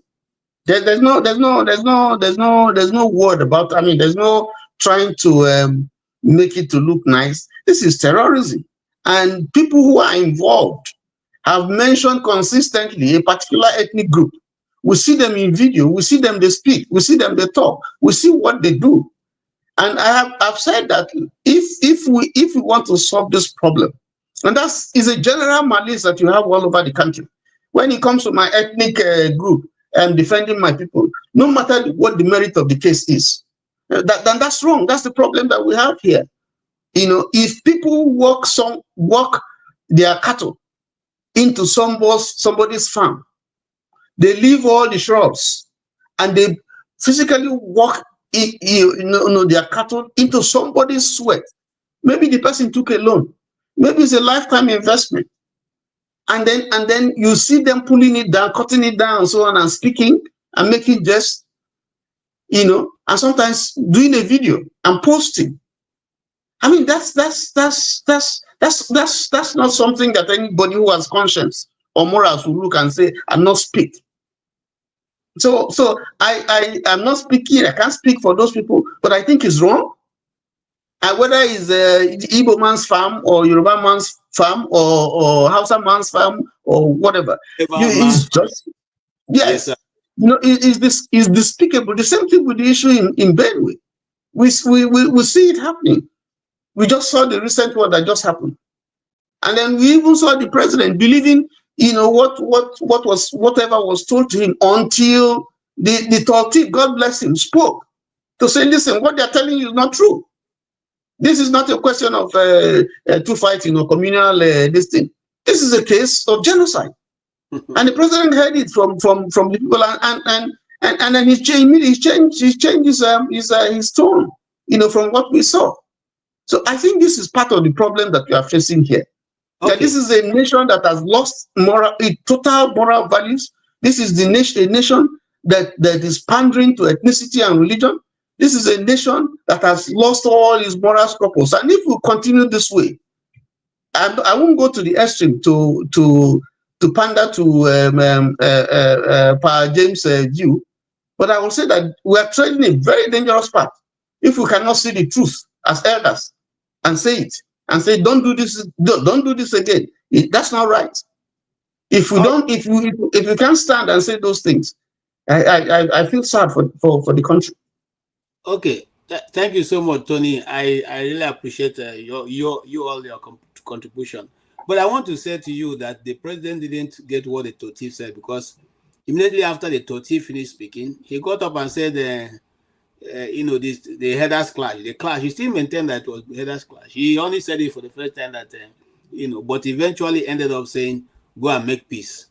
That made some of the, you know, the youth to ask him, "Make peace with who? You make peace people you don't see." The former governor of Benue State, you know, Suswan also responded. He said, "See, this is the problem. You say we'll go and make peace. They just finished telling you it's not headers clash. You are still saying go and make. How do you make peace with people who you don't know where they are coming from? Are you saying the army know where they are coming from? If people know where they are, tell us." Anyway, when I heard that kind of response from the Toti, this is how I feel, and I cannot express how I feel, but I will call Wike to help me express how I feel when the Toti told him that to his face.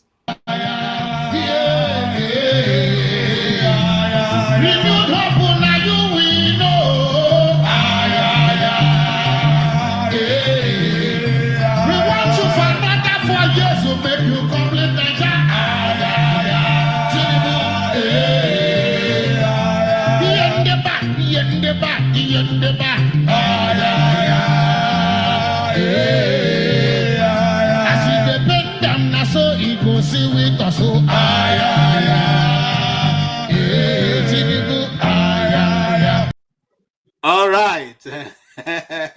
In fact, I need to look for his tailor, because this way they wear. I don't know whether to call it. There's one cloth when my mother they wear those days. They call them Toby. I don't know whether this one a Toby or a coat, but whatever it be, you know, in that kind of tropical weather, you're wearing that. Only God will help Nigeria. So okay, I will say that there was another news that broke during the week, which was that of the victory of Nnamdi Kanu in the court in Kenya. We didn't do a lot about that, but we just touch them a bit, you know, because today was supposed to be 90 minutes, but we are beyond 90 minutes now. So let's just touch on that a bit. and then touch also on this story. I know that people, Ruben Abati tried to defend this, but I don't know how it went, because he said he didn't hear when the president said he was his schoolmate. Let us see whether the president said the guy was his schoolmate.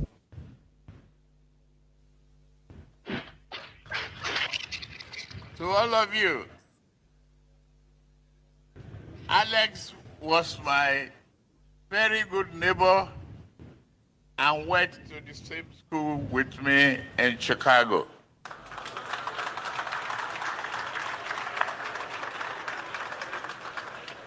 Never did we dream that I would be in this position as the President of the Federal Republic of Nigeria, and Alex will be a successful businessman from Belarus to bring about a very successful collaboration and bilateral relationship that will promote economic prosperity and future of our two countries. Alex, thank you very much for everything.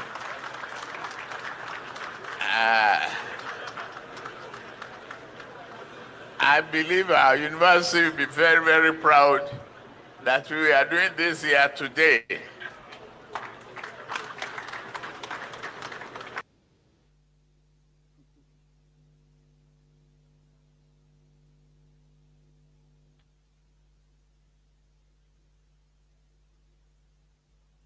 Yeah, I don't know how many of you, your universities and your home, wherever you went to, will be proud of what you're doing. I want to ask this question sincerely.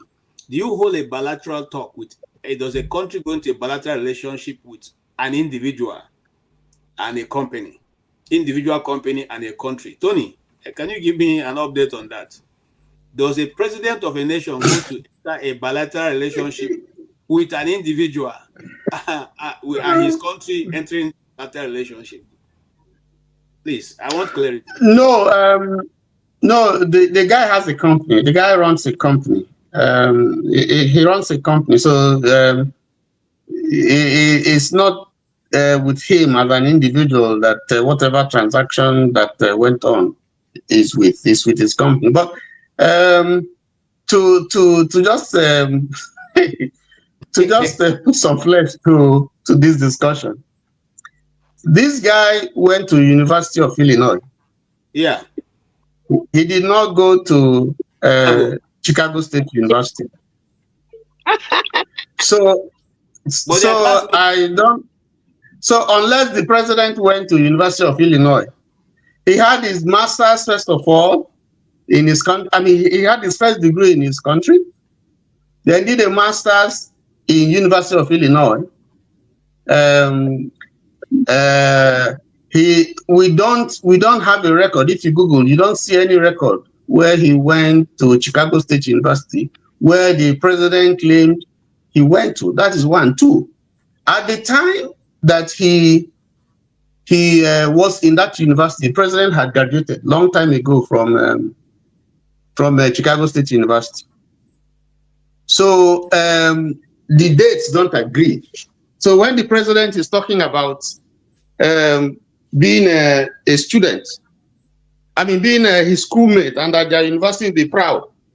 I don't know what university the president is talking about. Maybe the president needs to clarify to clarify that. If you look at the year that the guy was born and how old he would have been when the president graduated in the 70s, you will see that there's a lacuna somewhere, So I don't want to say that my president was lying. Maybe he misspoke. But the facts don't add up. They don't add up. So I think the media people who are handling the president, I think they should do some more. Maybe that's why they don't even want the president to be speaking all the time, because of mistakes like this. So we haven't even. Is that a mistake or a lie? What else you want me to call it? Honestly, you don't. In Yoruba tradition, you don't say an elder is lying. So let me give him that respect. But in terms of the facts, they don't agree. They don't add up. So there's something really missing. From if you run the man's history when he was born, the schools that he went to, there's no they are not schoolmates. Because you seem to have a lot of information. Maybe you probably have more information that we do have. So tell us, how were they neighbors? Were they neighbors in the hostel or in the city or in the streets? How come, because at the time he was in that university, this Mr. Al was 13 years old. Yes. So it's why they were neighbors, or because there are so many things about Tinubu that we still don't know. I studying him as a wonder of the world, because when he had his first daughter, he was 10 years old at that time. He was 12 when he had the son. So he may be the first Nigerian that I know who got a child at the age of 12. But that's aside. In this, he's what you would call the eighth wonder of the ancient world. Everything about him, we're still researching. So I think political scientists and historians should go into trying to unearth the mystery behind this man. Because from when he was born to his parenting to the schools. In fact, even if you remember, before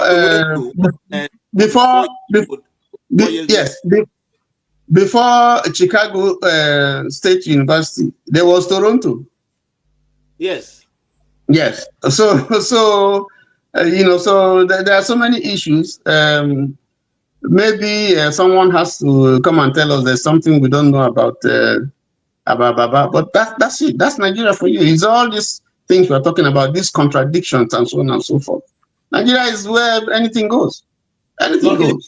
Luckily for us, we have a historian here. So, Mr. James, have you been able to dig down to understand where our president is from, family, or people who know him? Because we don't have a record of where he grew up, where he went to school, and his classmates. Luckily for us, we saw Alex, but Alex seemed 13 years old when he was in Chicago State University. So how do you and in the academics? So can a school run the same course together, combined course, one university with another one combined to run a course? So that I'm trying to understand how they are schoolmates or classmates.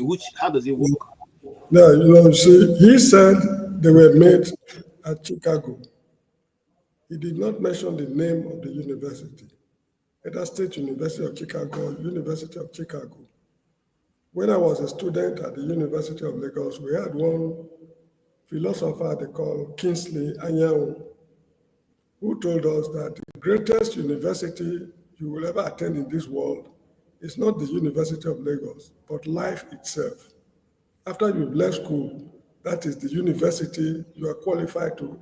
You'll be admitted into the world. That was how he put it to us. They lived together at Chicago, probably, but not at the University of Chicago. He never mentioned University of Chicago or Chicago State University. You get the point I'm making. So, but however, as I keep on saying, these are very irrelevant issues. Because a program of this nature, a platform of this nature, we should be discussing, for example, how can we avert another, slave trade? The way they came to Africa to bundle us away, what measures should we put in place to industrialize the African continent? For example, go ahead. In Congo, there's a river there, I think it's River Congo also. The river has got 32 successive waterfalls. That natural resource can power the whole of Africa. Congo can provide electricity for the whole of Africa. The river has got 32 successive waterfalls. How can we harness that for the benefit of at least Central Africa. These are things we should be thinking about, not Bola Tinubu's family or whatever it is. However, I'm not saying he's lying, but what I'm saying is that he's not telling the truth. He's not lying, certainly. An elder cannot lie, but he's not telling the truth. That is how I see it. Please, okay. Let us. I have a question for you. Yes, I want to suggest something. Sorry. Yeah.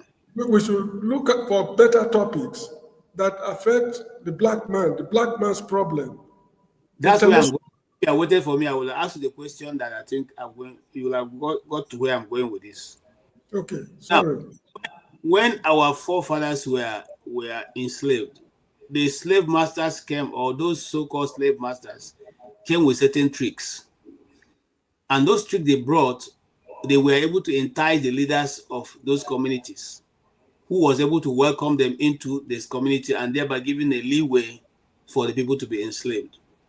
Now, if you just oppose what I just told you, vis-a-vis what is going on now, you have a Bola Tinubu who goes out to the world, brings his friend, and comes to sit in the public space and tell me and you lies that this is what is happening.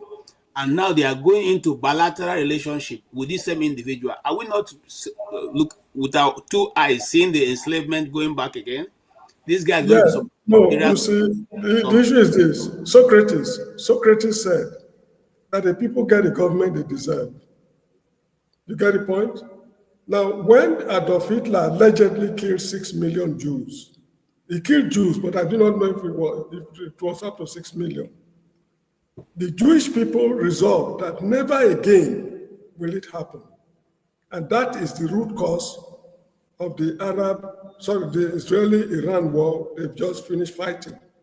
They are trying to make sure that never again will they be taken for a ride.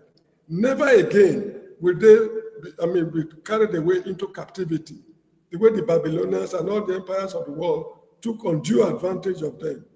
They are taking concrete empirical steps to make sure these things will never happen again. May the world perish for it to happen again.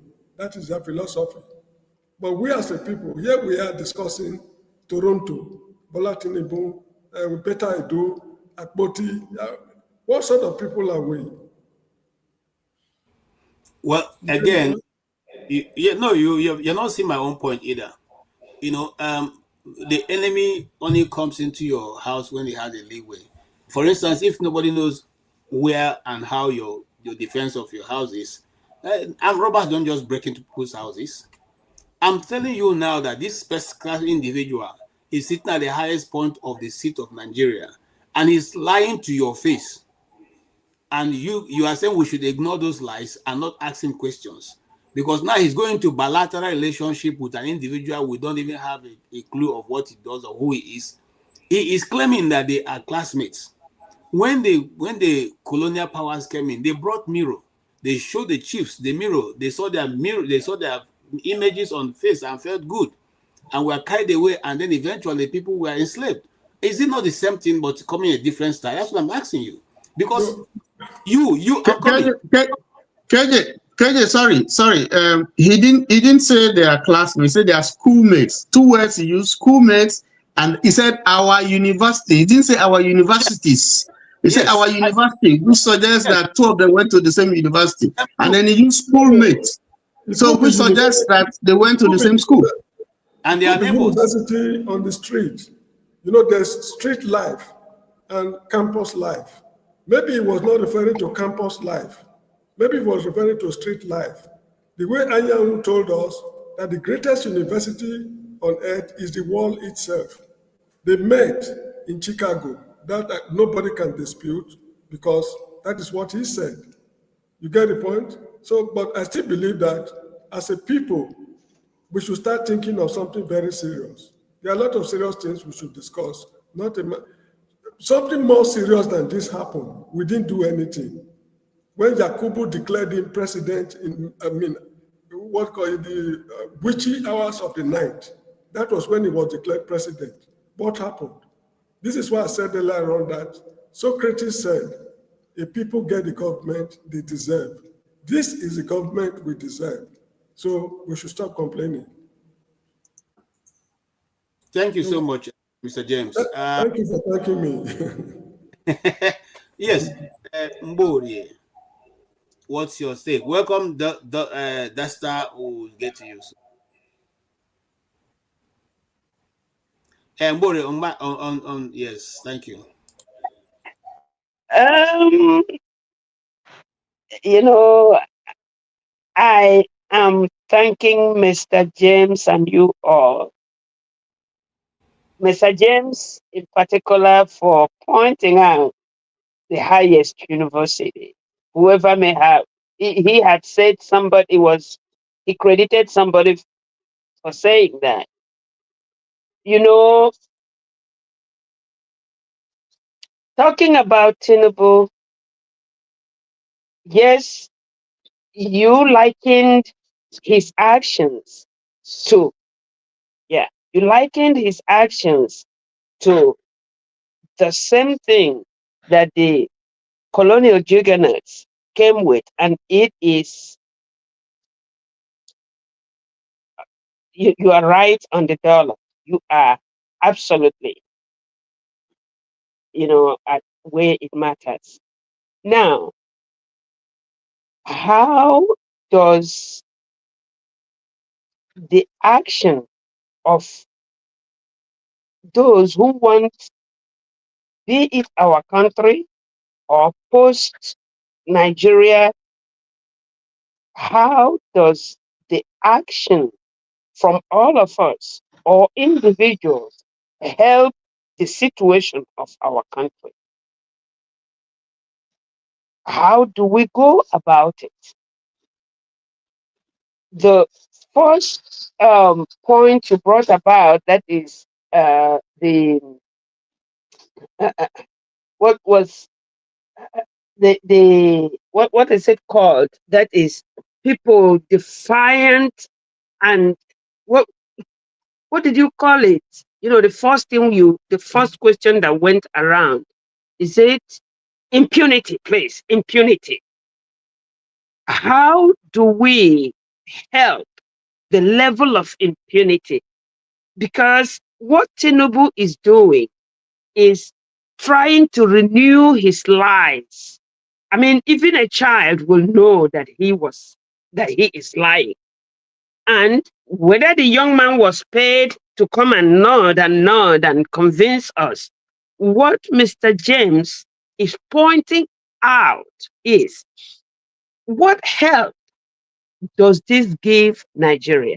What help does it give the generation that comes after us? And I am asking, because I did share with us once here that before I left to America 30 years ago, my concern as a nurse I was at home was to reduce the level of mortality, whether adults, children, pregnant, seniors, before anybody could get transportation from Ahabimeni or Nkpa or Ihechuowa or any other part of Ohoro in Nigeria to the hospital, to where they will get care. They will die from mere dehydration. And I put together everything I had to go there and get it started.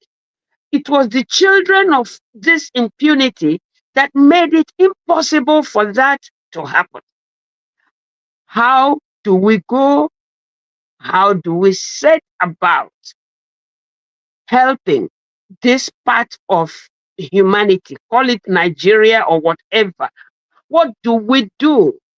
See, when he said in wherever the country is that they have waterfalls that can give the whole Africa electricity. And when we listen to people like Chimbori, Dr. Chimbori, Kwao Chimbori, and PLO Lumumba, and the rest of them, how can we bring that home? I yield.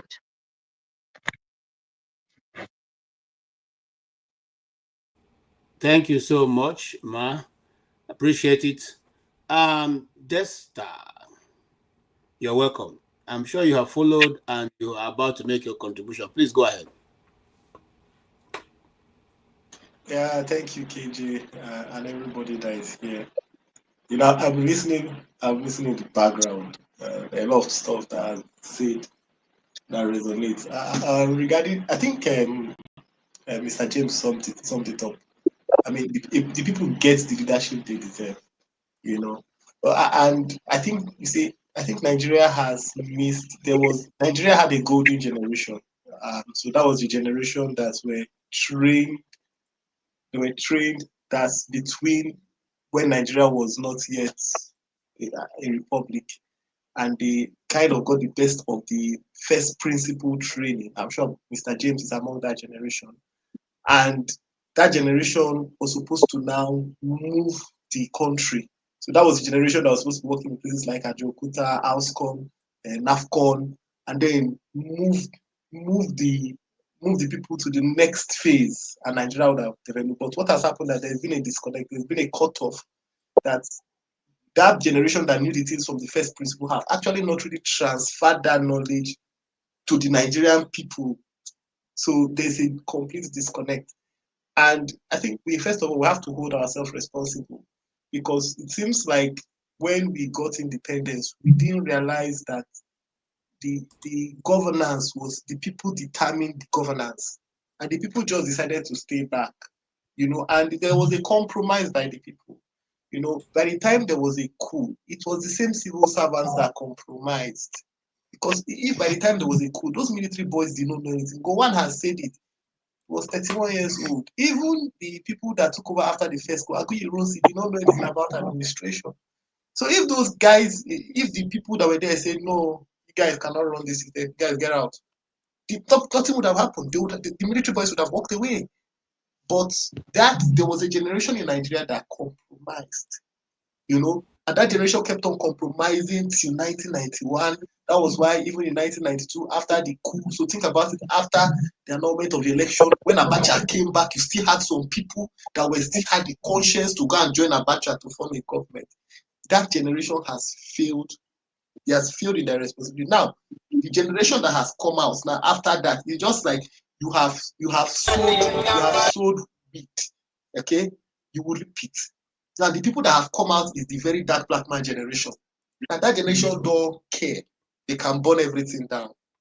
The new generation that have come out, the ones that have the strength. The truth about it that this Tinubu generation, they are in their last lap. They don't have strength.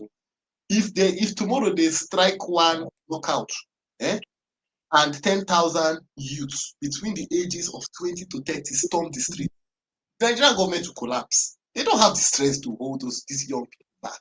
So the new generation that has come out now are rattles. That is the gang that has come out, and they can devour anything. So we are going for us to be talking about the president. Of course, we all know that the president we have, there is a lot of lies about that president. But that is what we have chosen as a people for many years. Nigeria has chosen people that lie to them. We have condoned it. That is what we have chosen for many years. Example, you have Nigerians that go abroad. Okay, example, look at our sports sector. You have people that will be 30 years old, they will claim to be 17, and somebody knows that these people are 30 years old, but he will endorse it and send them to go and play under 17, play under 20, because we think that, okay, let us make it that way. Now, the chickens have come to roost. That is the simple truth. It has come, even in the case of Benue, what you call it, KJ. Let us be honest with ourselves. You see, opportunities always come. I always tell people, you see, when they were carrying out the pogrom in Nigeria, the people that were carrying out the pogrom in the north know that those actions today, that there will be consequences of those actions. Did they believe it? When you stand for justice, the idea of standing for justice is not because it favors you. It's because one day that same stand for justice that you hold out will come back for you. If you hold out your hand for justice today, the day it is coming back, people will remember this person stood for justice. But what happened in Nigeria? When there was a pogrom, people kept a blind eye. People kept a blind eye. There was so this thing, like I've said this in this platform before. I think I said it last year that this people are talking about herdsmen. I think I said it will go around. Everybody will collect. Everybody will collect it. That because you have decided to hide it. It's just like you have a lion in your house. It's a cub. Keep on keeping it. It's a wild animal, whether you like it or not. It's a wild animal. One day it will come for you. And we must, I think what we have to do in Nigeria is we must realize the time. I think there's a part in the Bible that says the children of Issachar had an understanding of the times. There was a part of the Bible, I think, where the children of Issachar, where what is his name? Moses said, carry your sword and fall on your brother. Some people were saying, no. And some people quickly carried the sword and killed their brothers quickly to save their lives. Nigeria is getting to that. We must realize this. We are getting to that point. And I think the election showed it. We allowed something that is wrong. So we, as Nigerians, we are comfortable with allowing falsehood to strive. And we live in religiosity that, don't worry, God, don't worry, things will get better. Don't worry, after 4 years, don't worry, after 4 years. Tomorrow never comes. Today is the tomorrow that you were expecting yesterday. That's why they say the best time to take action is now. So I just feel like, well, the truth about it is that we have a generation, whether we like it or not, the wheels have started grinding. There's a generation right now, just watch that space. There's a generation right now in Nigeria that don't care. They will have no regard. Unfortunately, that's the truth. They will have no regard for elders. They will have no regard for people that have done things that are wrong. And by the time they come with a force, they are going to sweep Nigeria away. That APC broom, they will use it and sweep Nigeria. The question is, after that storm, who are the next people that will take leadership? Will they be people that will be ready to put Nigeria on the right track? Or will they be the same people that want to send Nigeria down into the grave? Because as far as I'm concerned, Nigeria today has missed the opportunity to be among the top league of nations. See, Mr. James, he's not supposed to be where he is. He's supposed to be in Nigeria directing institutes. That is where. So that is the truth. People like, look, you have people like Mr. James, plenty of them in his generation that are supposed to be leading, sitting down, directing young engineers who have ideas, and they will just be directing them. Directing institute that will be leading Africa. That is what it's supposed to be doing. But Nigeria has failed people like him. They've left, and you don't have leaders that are thinking that way. If you go to if you go to the developing nations today, you have people that have this, they just sit down and direct the young people. They sit down and direct the young people who are making waves. But we have completely missed that, and we have leaders that don't care.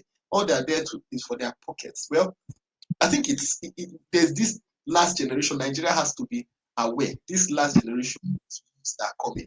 I think it's time for people to start thinking of the leadership that is not in power, has to start thinking of what will they do. Like I said, Nigeria is sitting on a gold mine.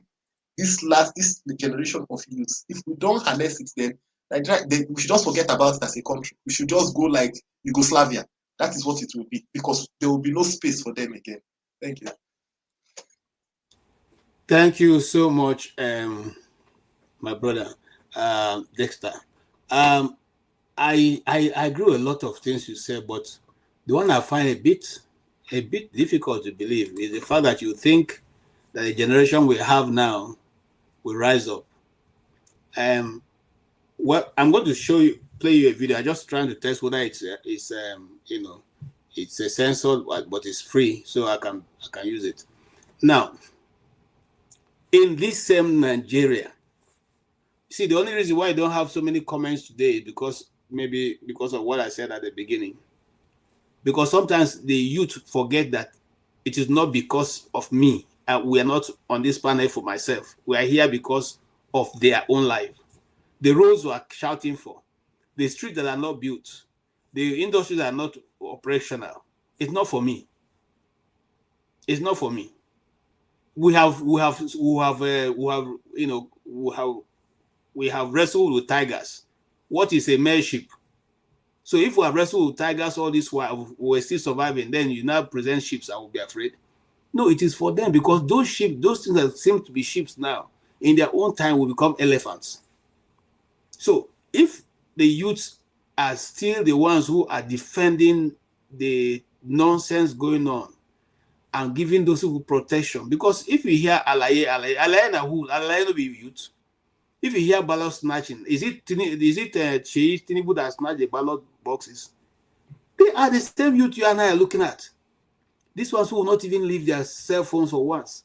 Every day they are doing TikTok and collecting $4. Is it the one that will redeem the system? Maybe some other people are coming, I don't know. But as I'm looking at it, look, let's go to Uganda. Bobby Wine's what? Wine scheme or wine sword? Yeah, he has been contesting for how long now? How long now? What about the young man in Ghana? Okay, this guy has been contesting against Museveni. Yes, and since we were in the primary school when Museveni was, and the secondary school when Museveni was in the bush fighting guerrilla war, we knew him as a guerrilla war fighter. Today, he has come to the city and he's still fighting guerrilla war with the people now. The people he was fighting to protect, now he's fighting them. And here is one of his ministers who is still contesting election. Let us look at it.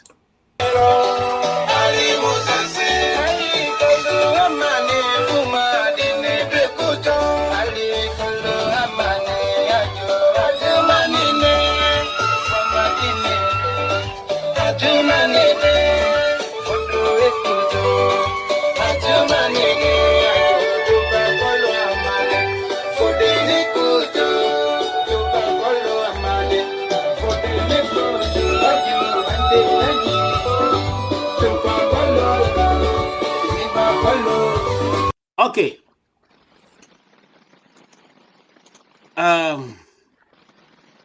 These are the leaders of Africa. These are the ones who are leading Africa. That, by the way, the clip is from CTV Uganda. Thank you so much for the people of CTV Uganda. But that is who is meant to lead the young man. I show that not because of the old man, but because the people who are cheering him. They're the young men of Uganda. They're the people who are supposed to know that this man has spent his life and has not to offer Uganda anymore. The same thing we're doing in Nigeria. I have an uncle, well, not directly my uncle, who used to tell a story of how they used to call Tinubu Egbon. He is 80-something. And if he was calling Tinubu Egbon at the time and he's 80-something today, I beg those that want to hear Yoruba, is he supposed to be older than Tinubu? So what am I trying to say in essence? We sometimes allow minute things, just like Mr. James said, tribalism, very native heroism to run our society. Because you can threaten the other man from another tribe. But the major issue that is eating you and the society is left unattended. It's on this platform that somebody said, yeah, they don't mind if the northerners are collecting the oil wells, but they don't want Igbos to take it. No Igbo man should go there. So what are we dealing with? It's not for you and I, Desta. What we're talking about, not for you and I. It's for our children. And Nigeria, what will Nigeria be in the next 100 years? That's what leadership is all about. You bring a projection and you point the people to it. Anyway, like I said, we have a different program signed up for today. That's why we sound a little bit disjointed. But the system refused to let it flow So all the videos and the lineup and the write-up that we had went to the so we are just trying to not allow the show to fail. So, having said that, Mr. James, do you have a rounding thoughts so that we can call it a day for today? You are muted, sir.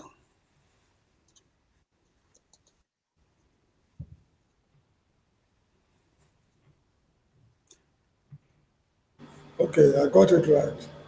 What was just running through my mind is these herdsmen creating problems in the country. No Fulani socio-cultural organization has ever condemned them. I remembered when Shagari was in government, there were millions of Ghanaians they flooded Nigeria because they had some serious problems at home. Shagari, who's a Fulani man, asked them to leave the country, and they left. That was what led to this Ghana must go people are talking about now. Then during Buhari's time, he repeated it. That was around 1984 or 80, around 84, thereabout. They also asked them to leave, and they left. Another Fulani man after Shagari. Now, these same Fulani people have opened the borders of Nigeria for their tribesmen to come in. I hope you get the point I'm making. For their tribesmen to come in. The Ghanaians were not nuisance while they were in Nigeria. They were doing a lot of menial jobs. Yeah. Some of them taught me while I was at government college, Ugeli. Yeah. One of them, he taught me economics. They were not nuisance. But what is baffling is that these same Fulani men who asked the Ghanaians to leave are the same Fulani people who are asking their people to flood the country, rape women, commit murder, and horrendous atrocities. So it's food for thought. So thank you very much indeed. Thank you, Mr. James. I really appreciate it. Let us discuss maybe tomorrow about the Yes, other... I saw your text and I'm working on the damages. Okay. Thank you so much. Thank you for always being here. We appreciate your understanding and your knowledge. May I please sign out? Yes, please, you can. Thank you so much. Thank you so much. It's already 10:30 in the Gambia. Yes, I understand. Thank you so much. Thank you. Yeah, Madam Bori, can you give us your closing thoughts?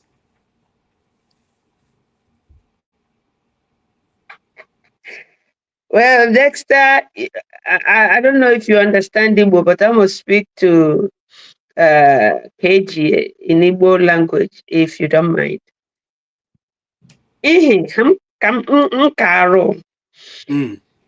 Uzori no last, so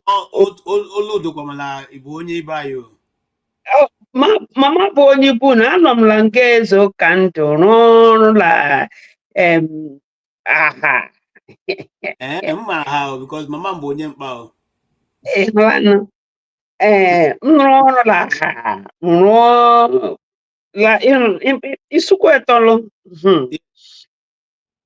you know, and abịara m hụ la okwu la adala ntị ka ndị isukwu etọ and Isukweto bụ mba mma arụla eji okwu Igbo akparị ụka. O nwere ike iwe ala ewe onye ọhụ nwere otu ike eji mara la iwe dị ya n'obi ekwuchakwara ihe ọla ekwu. I'll pull that one on you. So now, thank you very much for, giving me this opportunity. I thought you would talk on Nnamdi Kanu too, but I guess if you don't talk about it today, it will be another day. Okay, no, we can actually talk about it. It's just that the Kanu issue is wide. Yes. And I have prepared a video that will go with it, that we can be able to tell us. The whole thing crashed. I don't know how. It has not happened to me before, but I hear you. Yeah, well, we'll take that topic later. And in this week, we are going in. I think there will be more results coming from Finland to take all of them together. Man. So now, I do think sometimes or all the time about one of the main things we discussed today, which is exactly what Dexter kind of summoned, summarized, please. He kind of summarized it, which is who is in Nigeria to take the mantle after this shenanigan is swept off, assuming it could be swept off. People, I do not see the people who are ready to die to make sure that law and order remains. If you're driving, like I told you, okay, I haven't summoned the courage to drive. I never did when I come to Lagos because Lagos is Lagos. If you're driving and you see what is happening, everybody wants to do everything they can to pull a fast one on you, whether it is a police officer, a soldier, anybody, even civilians. So who is there? Who will that be that will sacrifice all what they can get, which is what everybody is? It looks like everybody is after all what they can get. It doesn't seem like you can see somebody who will say, what I could get aside, let us make our space of living work again. I don't know if that is relevant enough to be what we take home. Who in this region is there that will put their, that will deny themselves of immediate gratification or gratification of any type to see what can work for us? I came back to America after the kidnap thing left me alive, and I asked myself, I came back to America February 2023. I asked myself, I've stayed in America, California to be precise, for 2 years and 4 months, not ready to go to work for anybody anymore. Because, of course, if I work there, I get dollars and you comport yourself in a way that you will come back to that work again. I don't want to do that anymore. I want to be home where I can help people. Now, when you see how almost impossible it is to be the loner that want to maintain at least order, and you see that in fact, I was in the bank on Friday and I saw a cluster of people around the person that was being attended to by the, bank official. It's like everybody was listening to the lady's information. Everybody. So I turned and asked somebody there. I didn't know he was the manager. She was the manager. And I said, is there anything like queuing one after the other?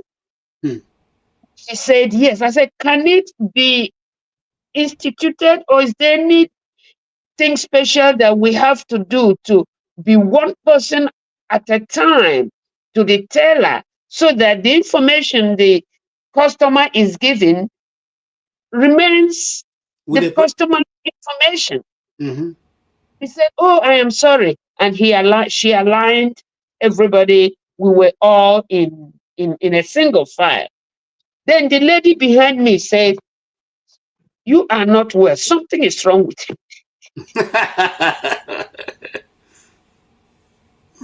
It's me who requested for us to be in a single file. Yeah. In an organized that was pointed to as, not, you know well, something is wrong with you. Yes. So I want us to go home with that thought. Who is there? This lady was pointing at me. You know well, something is wrong with you. Would have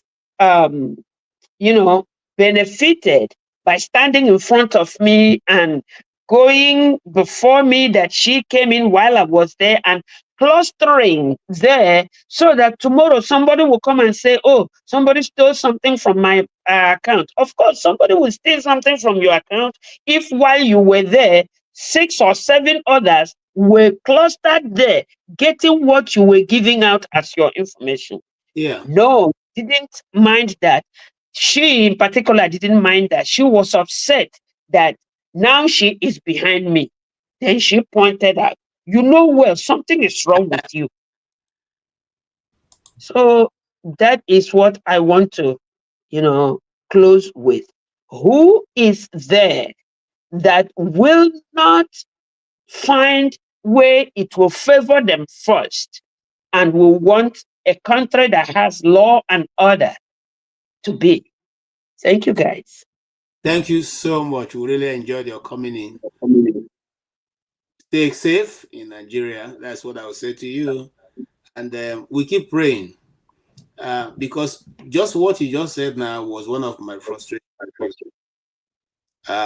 When you seem to be the ones trying to put people, line them up, you are the one that is singled out. I remember once, the people in the traffic were heading the wrong direction, and I was trying to correct them. Nobody was accepting, and then I moved my vehicle to the shoulder of the road, because they formed 1, 2, 3, 4, 5, 6, about 5 lines, going into. And then, an army guy who got very zealous, who was also in the same line where I was, like jumped out of his car and then pulled his belt and was walking towards me. My wife said, this guy walking towards you. I said, just don't even look at him. He walked and came to my vehicle, said, move inside. I look at him. I said, talking to me? He said, yes. I said, move inside. I said, you know the fear face, Abi? You know the fear face. They look me. Because at this point now, he was taking off. Because you're doing this. I said, Nami, you pull bell. I asked, Nami, you pull bell for. When I was in the they never even enter army. Touch me that belt, now make you know. They look me. So this is it. You, when they do the right thing in Nigeria, yep. Now you, the system, they will look after. Yep. You, then they come for. Now I asked the man, look at all the people who you saw me trying to, correct people here. All this while they not do anything. Now me, that you they walk. Okay, try now. They look me. Our guy, if you tell me who you be, it doesn't matter. You're a captain, Abi. A captain, you are pulling your belt. You are pulling belt for me. For what? That you didn't see me or something. So why am I trying to say that? I'm trying to say that that's the system. And when I got frustrated, because I don't want to join them. You see, you join them, you don't even know where to stop. Because once you start giving bribe, you will always be able to give that bribe. Once you start, you see, it's only in Nigeria you'll be driving and you're afraid you're on the right lane, but you're afraid. Because any madman can just come from anywhere and be driving opposite the traffic. And then, that's So, and you ask yourself, what are the indications or the indices, as the case may be, that indicate that your nation has failed? If we are all reading book and we see those punctuations, are we not supposed to sit that back and ask ourselves the partner question, how far would your life? Our life don't they bend, make we bend them back. Just like Jester pointed out. We know when Abacha was in government, there was a Metaseni set that came in and wanted to mess up. Abacha gave the army 24 hours. In 24 hours, I don't want to see anybody standing anywhere and say we Metaseni. The same army now cannot even take out people who are even not as powerful and have juju as much as the Metaseni people. The same army now who went to Liberia, stopped the nonsense going on in Liberia, who went to Sierra Leone, restored government in Sierra Leone, cannot even Sambisa. When you hear from Sambisa forest, some people be thinking it's really a forest. There's no forest in the north apart from Mambila forest, Mambila Plateau forest. There's no forest anywhere. Look, I have pictures of when I was going to road by the road. I can put it on the next slide whenever I have a program, so you guys can see. Once you leave, you cross Sokoto, you will just be driving on empty land. Everywhere is, but you can see anywhere. You can see hundreds of miles. So how come the army cannot identify people moving in this desert? And we keep saying so this is the issue. And I thank you so much for your bringing your experience and thoughts. It helps us. Those who want to hear will hear. My late dad used to say, what kills an elder is that you see, you know, talk. What kills a young man is you hear, you know, do. Thank you so much. Desta, good to have you. And you, in fact, you brought a different dimension to the discussion. So let's hear your final. You can take some time and give us. Thank you, KJ, for coming on the show. I was listening to in the background. So I think there's I don't want to say the situation is hopeless, really. But I think like I said, you have a generation in Nigeria that is completely irresponsible. That's the right word I have to say there. Because they enjoyed some good times, and they still always believe that good time will come back. But history tells us that it never comes back. It never comes back how it was. So either you make it better or it goes worse. So it's not like there's no hope. But I think people we have to disabuse our mind, because when I listen to part of what Gowon was saying, and he seemed to talk about that the reason for the war was because you cannot leave Nigeria.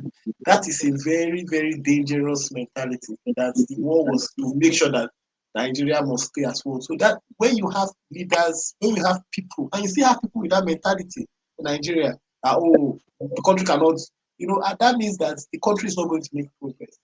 Because if you are conscripting people and saying, you cannot leave, that means people cannot even have a choice.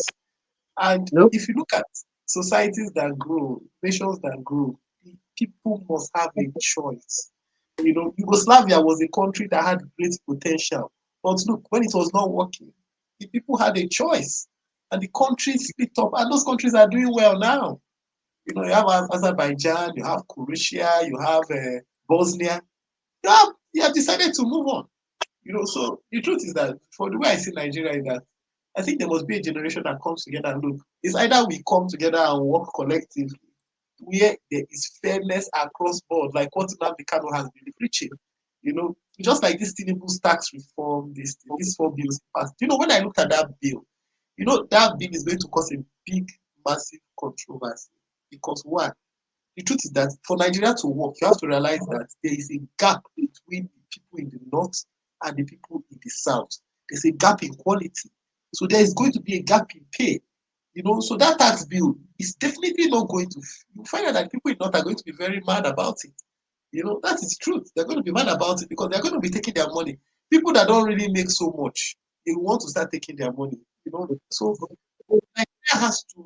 Nigeria has to, I think, look, we have intellectual people in Nigeria, but we need to get a leader that is ready to get these people to come together as a collective from every part. See, the problem I have with tax bill is that it was Tayo Oyedele and Tinubu's ideology. Maybe that ideology can just work in Lagos. That is the truth. Maybe Lagos, Port Harcourt, Akwa Ibom. Maybe that's where it will only work. Outside that, it won't work anywhere else. That is the truth. Because you can't be thinking of taxing people when you have not empowered them. Before you think of taxing people, you must have empowered those people. So when they are now making money from their lives, and then look, we brag about Qatar being behind us years back. Qatar, what do they tax their citizens? Saudi Arabia, did they tax their citizens? Even go to Libya, were they taxing their citizens? So we cannot be trying to westernize the system when that's westernized collection of money when you have not brought the thinking, the level of thinking and quality of the West into your system. It doesn't work that way, you know. So I think there's a lot to be. Nigeria has like I've always said, Nigeria is on a gold mine. Population age between 15 to 35. Nigeria has the highest population in the world. That is a gold mine. That is pension for the next 35, 40 years. That is pension money. So any government that is reasonable will know that what I need to do is create work for these people. Create work for them. You know, industrialize, create work. But the government of Nigeria is not thinking about that. What they are thinking about is how they will draw out the last straw of the last of whatever is left, you know, and that is a shame. I think we need to stop praying more and start doing more. That is what I think for now in Nigeria. Less prayer warriors, because the prayer warriors of the Scripture Union, Apostolic, and the Pentecostal have failed. That's the truth, too. Whether we like it or not. The prayer warriors from those days, I'm not saying praying is a bad thing, but that ideology of prayer warrior has failed the country. You know, we need people that will come and do the work. Less religiosity. You know, all this idea of come and bring up, because all Tinubu needed to do was go and give all those pastors land in Ogun, Lagos axis, and all of them, their mouths are shut. Oh yes, all of them, their mouths are shut. You know, so the people must realize that we are in this thing together on our own. That's the only way it can work. Oh. That's the only way it can work. You know, and maybe there will be something good that will come out of Nigeria. If not, Nigeria will either peacefully break up or forcefully break up. Thank you. Thank you, Desta. I like your conclusion. I'm a Christian. Oh. I'm a Christian. I will never say prayer is too much. However, there's a scripture that says walk and pray. As you are walking, you are praying. There came a time God gave instruction to the children of Israel. It's time to rebuild back the broken walls of Jerusalem. And then he asked them, led by Nehemiah, as you hold your weapon on the left hand, you hold the building block on the right hand. This gospel, and sometimes when we say this thing, the people think we are not preaching the right gospel. The right gospel is not, if you slap me one side, I go turn the other side. No. Because Christ said there's a time was to cry and a time to be serious. There's a time for everything. There's a time to war. Okay? There is going to be a time at the end of a season, or the time when the war is wrapping up, Christ is going to lead the battle. Okay, to dominate the other kingdom and bring them to subjection and throw them into the pit of fire. Now, so if we don't realize, the Bible says, woe unto he who is at peace in Zion, when you don't know what time to fight. Now, for the people of Nigeria, the young ones, and no, I have to interrupt you. Okay, man. I have to interrupt you. And you have to forgive me in advance. Okay, well. If you slap me, that quotation, I don't know Bible, I know they read that, but I believe in that quotation. If you slap me one ear, I turn the other, one cheek, I turn the other one. Oh, what I not tell you, be what I go do when you slap the other one. I think you can continue. Okay, I'm actually saying that, look, there's a time to go to war. That's the truth. You see, people are blaming Trump for what he did, though. Me, I'm not blaming anybody. Okay? Because there's some people who are crazy. You see, have you ever asked yourself why Christ went to 1 John chapter 4, and he said what? He didn't say love your neighbor as I love you, as you love yourself. Because you know that time is going to come when people will be suicide bombers. So he said, love your neighbor as Christ loved the church. So don't come and go and kill somebody and say because you are trying to love him. I love myself to die. If you love yourself to die, my brother, go find somewhere to do. No look for another person go follow. So these are the things that we need to teach. There's a sovereignty called God. That God is sovereign. There are certain things we don't teach the people. We keep teaching them only about prosperity, prosperity, prosperity. No, God is sovereign, and that means that he has authority, and he can do and undo, depending on which side he sides. So if we sit down and say God is coming to change Nigeria, you will sit forever. You will sit forever. Look, the children of Israel, when he took them out from the land of Egypt, they said to me, every time, he said, okay, since people want to do this, I have all the time in my hand. You don't have. And so none of you will see the kingdom, the promised land. And all of them, except for two, they didn't see the promised land. God waited for 40 years. And all the people who left Egypt all passed away. That's the same thing is going to happen. If we don't stand up and deal with this monster looking at us right now, we are playing politics with it. Your leaders are turning their mouth and talking to you because they want to get favored and get money and get position. Well, something else may be coming for all of us. And it's time for us to all gear up. Listen, when we come here, we're not coming to play politics. We're all from different regions of the country. But we are trying to say, look, it is time. What is coming for Africa is bigger than what we read in the books. Today, I was in church service and the pastor was preaching. He was asking, he wanted to find out a level for which the AI have gone. And the questions he was asking the AI will shock all of us. One of the questions that they answered is that he neither have feelings nor is he acting to favor you. He's only acting to make you think, to personify you. And he's constantly updating himself based on every answer you give. So what is the conclusion? It's going to come to a time when it will no longer take directives from you. Now, I'm saying that to say to Nigerians, this monster, this just like Desta said, this tiger, this lion that we are feeding with small chicken, the day when he will ask you for your cow, make you ready to give her more because that time is coming. If we think we are dealing with this issue, some people say they are herders farmers. You know it's not herders farmers. You are calling the herders farmers. You know they are taking possessions of land in Nigeria. They are calling the herders farmers. You will know that they have stopped the Benue people from going to farm. The people that feed your country, feed you people from eating. And you are still calling herders farmers?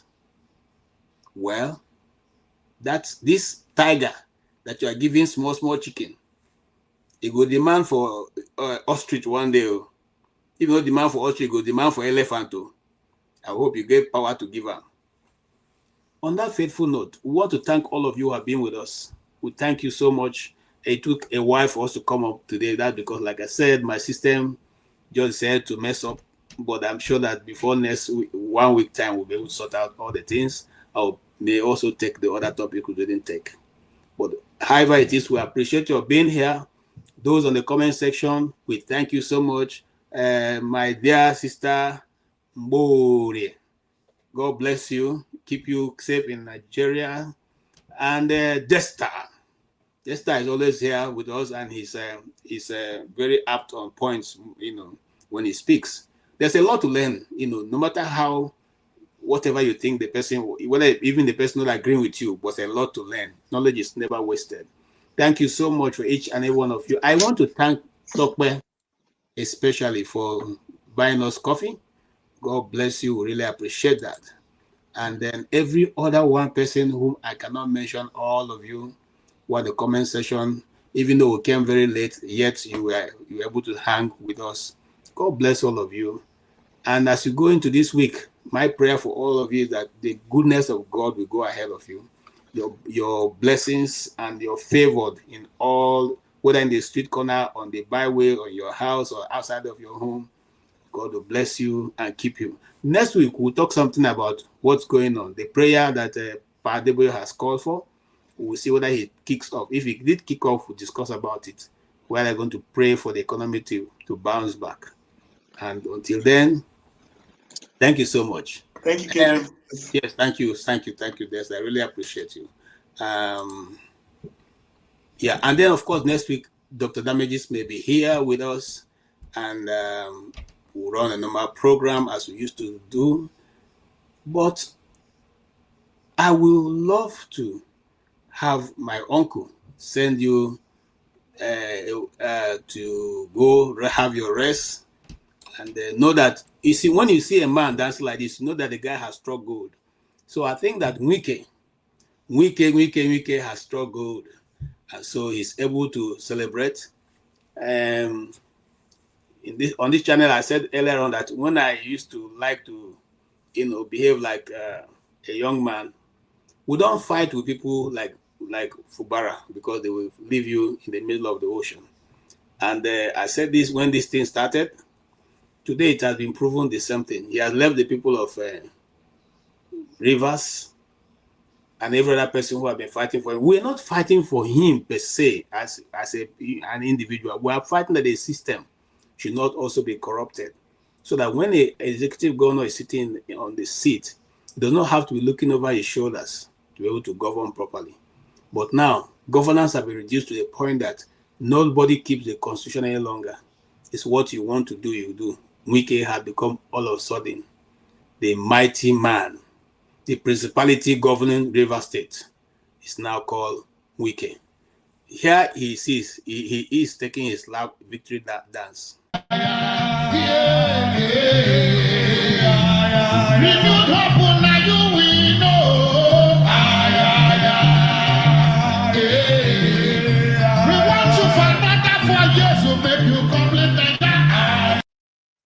On that faithful note of Wike, now him we know. By the way, he has increased the salary of those people who compose this song based on the fact that they've been singing very well. So on that faithful note, we say thank you so much. Have a good night.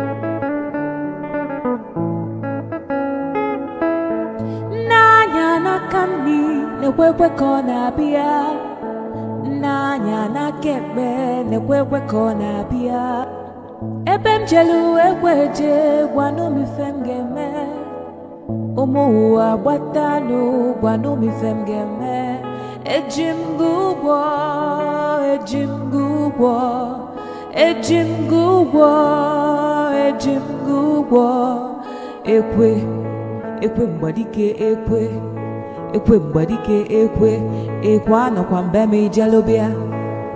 mbeme ijelubia iwe bụ akpa ego ebia iwe dọkwasị m n'ụkwụ iwe na-ayọ m wee jụ iwe na-ebe akwa ị na-ebe akwa onye na-eti gị ekwe mgbadike ekwe onye ibe m na-ewe iwe nya biko wee gbuo ya ọsụkọsụ nwamkpi nya biko sugbuo ya onye ife m na-ewe iwe nya biko wee gbuo ya ọsụkọ